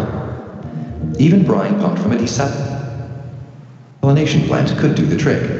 Egypt says it will take adequate measures to limit the passage of invasive species. But what that means is not yet clear, and the digging at Suez is almost done.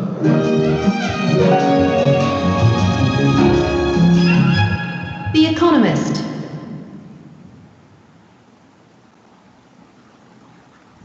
That is the bad part of the Suez Canal. So you can see, as engineer, you should also take care of that part. Environmental problem, ecological problem. So it's a big project, yeah, happens.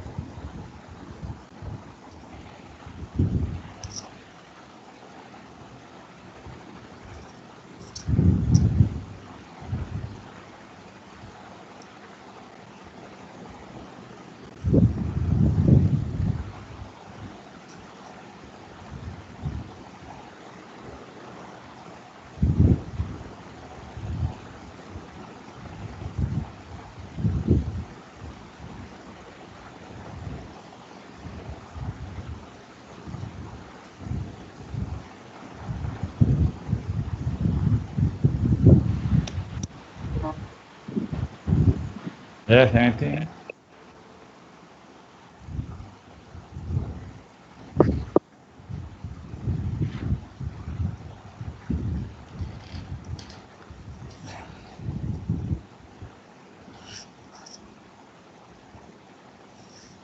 Now, before I start this video, these are desalination plants. In the coast, there are desalination plants. That means plants that take in seawater and convert to fresh water. There are lots of things.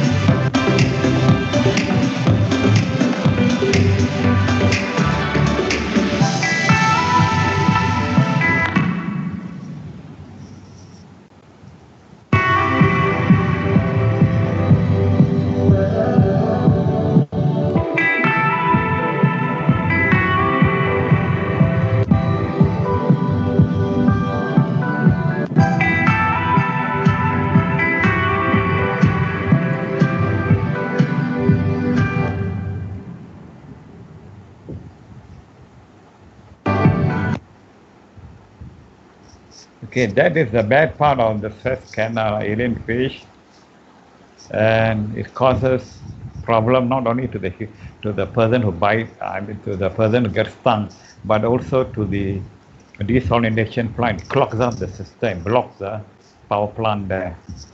Now let's go to the Panama Canal, and there are two cliffs, so you have to go through that. You know.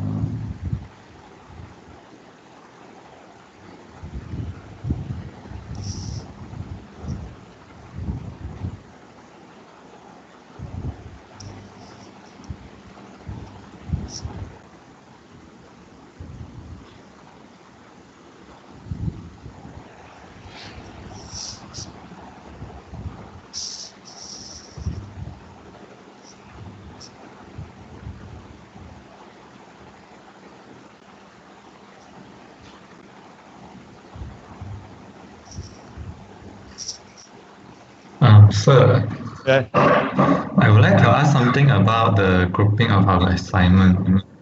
So the maximum member for assignment 1 and 2 is only 8 member. Okay, assignment 1, there's no group, there's individual. Everybody must do. Assignment 1 and 2 is individual, you mean? No, assignment 1 is only assignment 1 is individual. Assignment 2, 3, 4 are group. Oh, so what is the maximum member for that group? Is it 5 or 8? 8. Can we make it 10? Because for assignment 3 and 4, the maximum is 10. So if assignment 2 is 8, it will be very difficult for us. I need to purposely form another group again. I see. Okay, you have a point there. Because I will forward your suggestion to the other 2 lecturers, see whether they will agree or not. Because there are a group of us, and Dr. Kwan and Dr. Ku must agree to that 10. You have a proposal, I'll put it forward. It depends on them. Panama Canal celebrates 100th anniversary. Okay, so thanks for your help. Panama Canal completed. Okay, sorry, hold on. Hold on, I will stop for a while. I'll get back, okay. Anything else you want to know? Hello? Hello? No, just about the grouping. Okay. So anything you like to know, I will stop at about 5 o'clock and we have Q&A. So we can continue from there. You finish all the Panama now.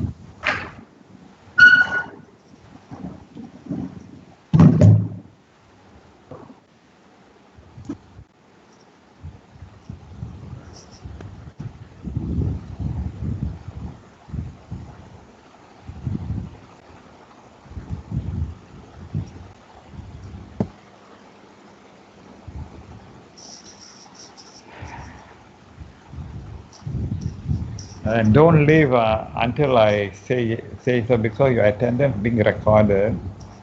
Let's see now, where are we?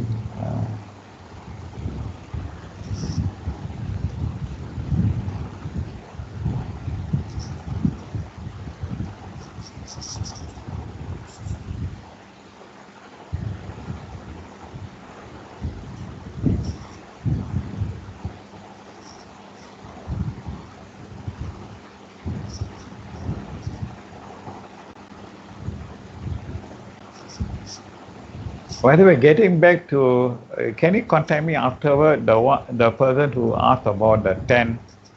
I want to know why is it 10? Is there a reason for the 10? And what course are you in? Hello? Okay, so I will PM you later about that. Okay, I'll do that. I will check it and then pass it to which course are you in actually? Mechanical. How many of you are there actually?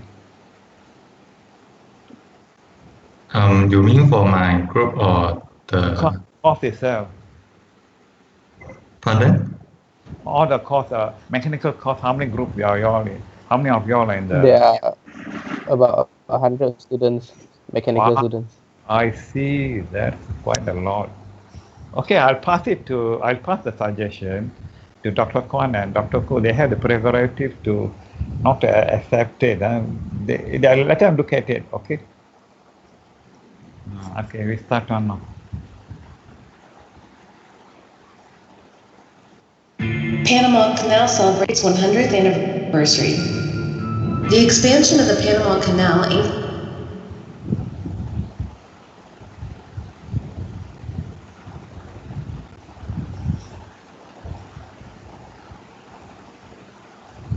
to be completed by June 2015 will open up the 81-kilometer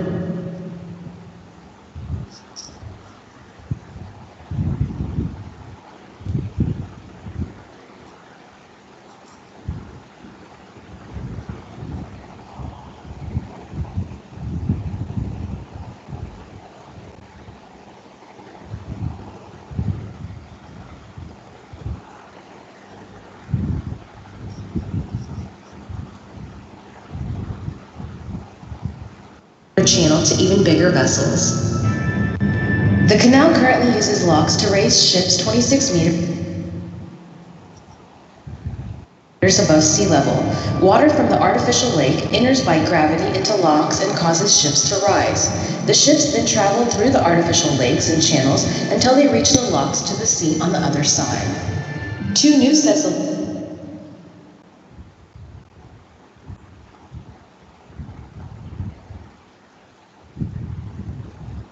locks are being constructed to supplement the already existing locks at the Atlantic and Pacific entrances of the channel.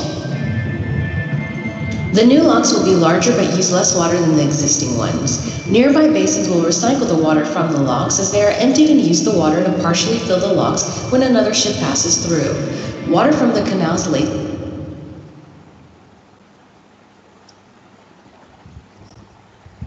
will also be used to fill the locks. The new locks will be able to handle ships that are longer, taller, and wider. Per ship cargo capacity will nearly triple, from the current roughly 4,500 standard container limit to roughly 12,000 standard containers. These changes will make the Panama Canal more competitive with the alternative Suez Canal route, which currently accommodates much larger ships.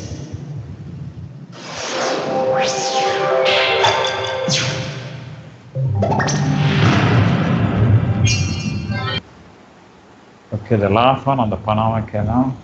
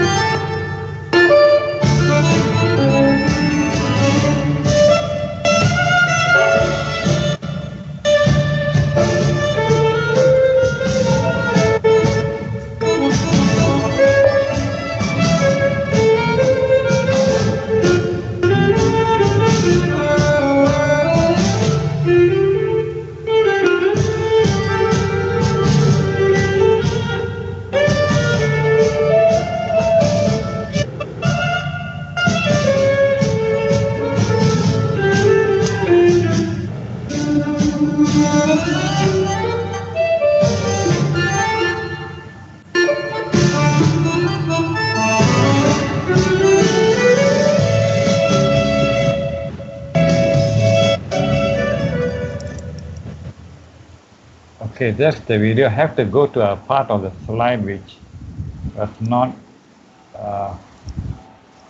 let's see now.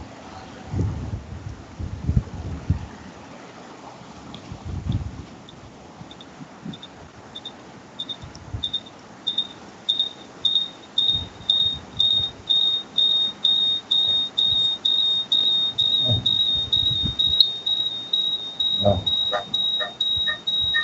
I don't know what the noise is. I don't know where the noise is coming. Hold on. Give me a second.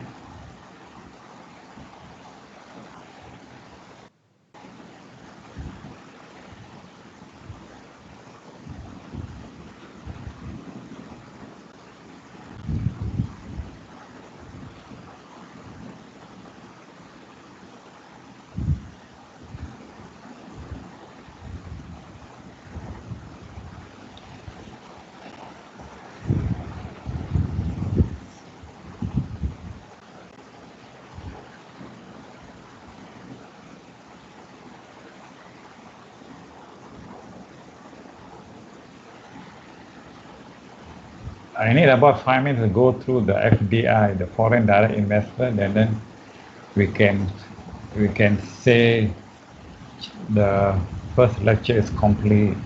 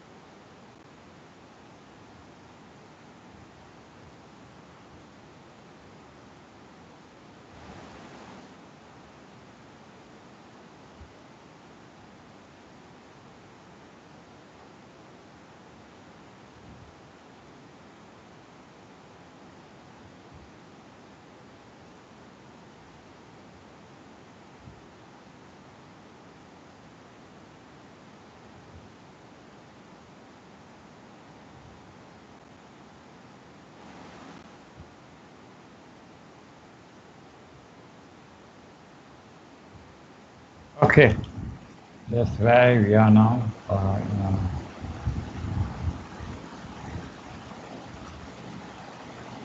This is the slide which I missed out. We have what is known as, no, this is not the one. Methods of technology transfer. We are in Malaysia, is a developing country. We have countries which are developed like US, UK. So when they want to come here, they have 3 types of technology transfer. One is FDI, foreign direct investment. That means what you have is they have 50% or more of a company here, like for example, like Motorola. The American will bring the funds, management, and personnel to manufacture the goods. That means they will retain the profit. That's FDI. Now let's go. The joint venture is one, we have a company jointly with another company overseas. These are the MNCs. These encourage technology and knowledge transfer.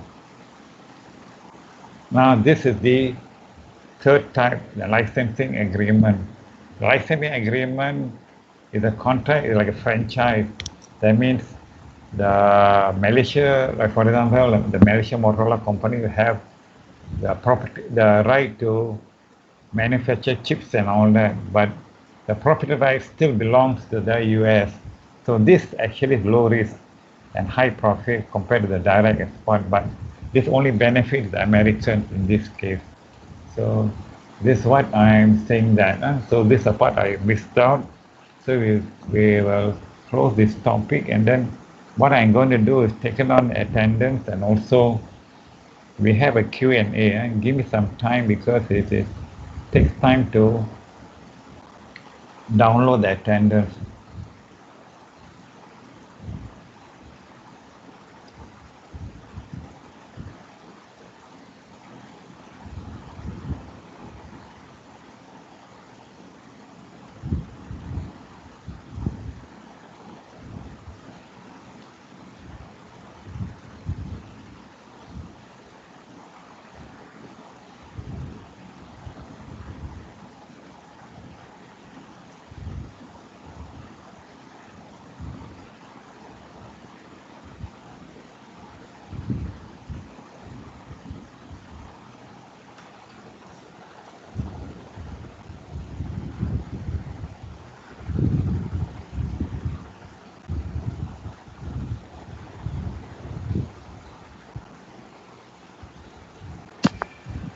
wasu tapi ho tapsi. Just hold on. It's not right.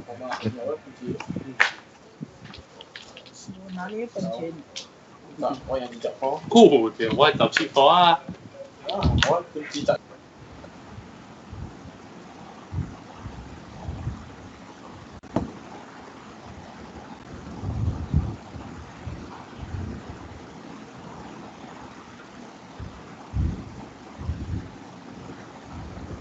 Hold on, I try again. There's something missing. Just hold on.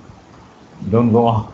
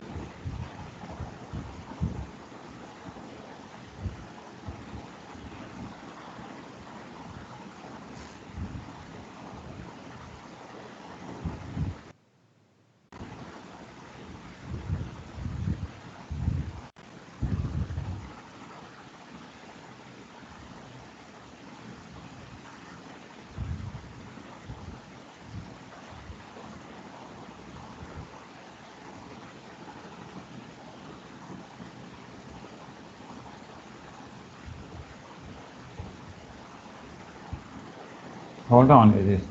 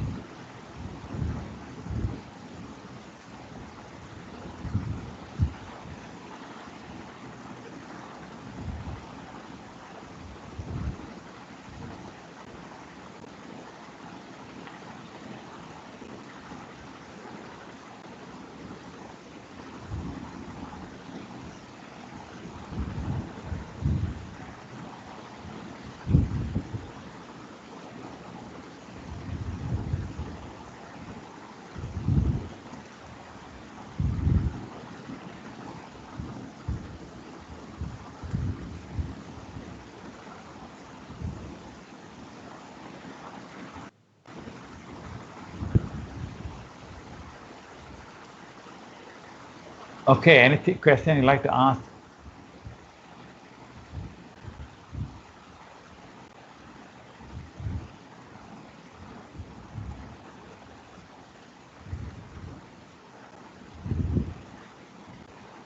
Hello, is there any questions you'd like to ask?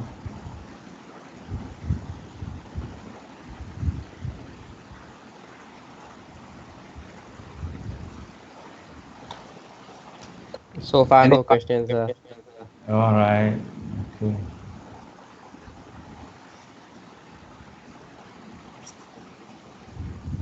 Just give me a moment. I print the screen. Okay, just remember that there are 4 assignments. Assignment individual, there's no group. I know there are some Google form and all that, but it's not necessary for group. Assignment 1. Assignment 2, 3, and 4, Dr. Koo and Dr. Kwan will create the form for you all. So you can prepare ahead.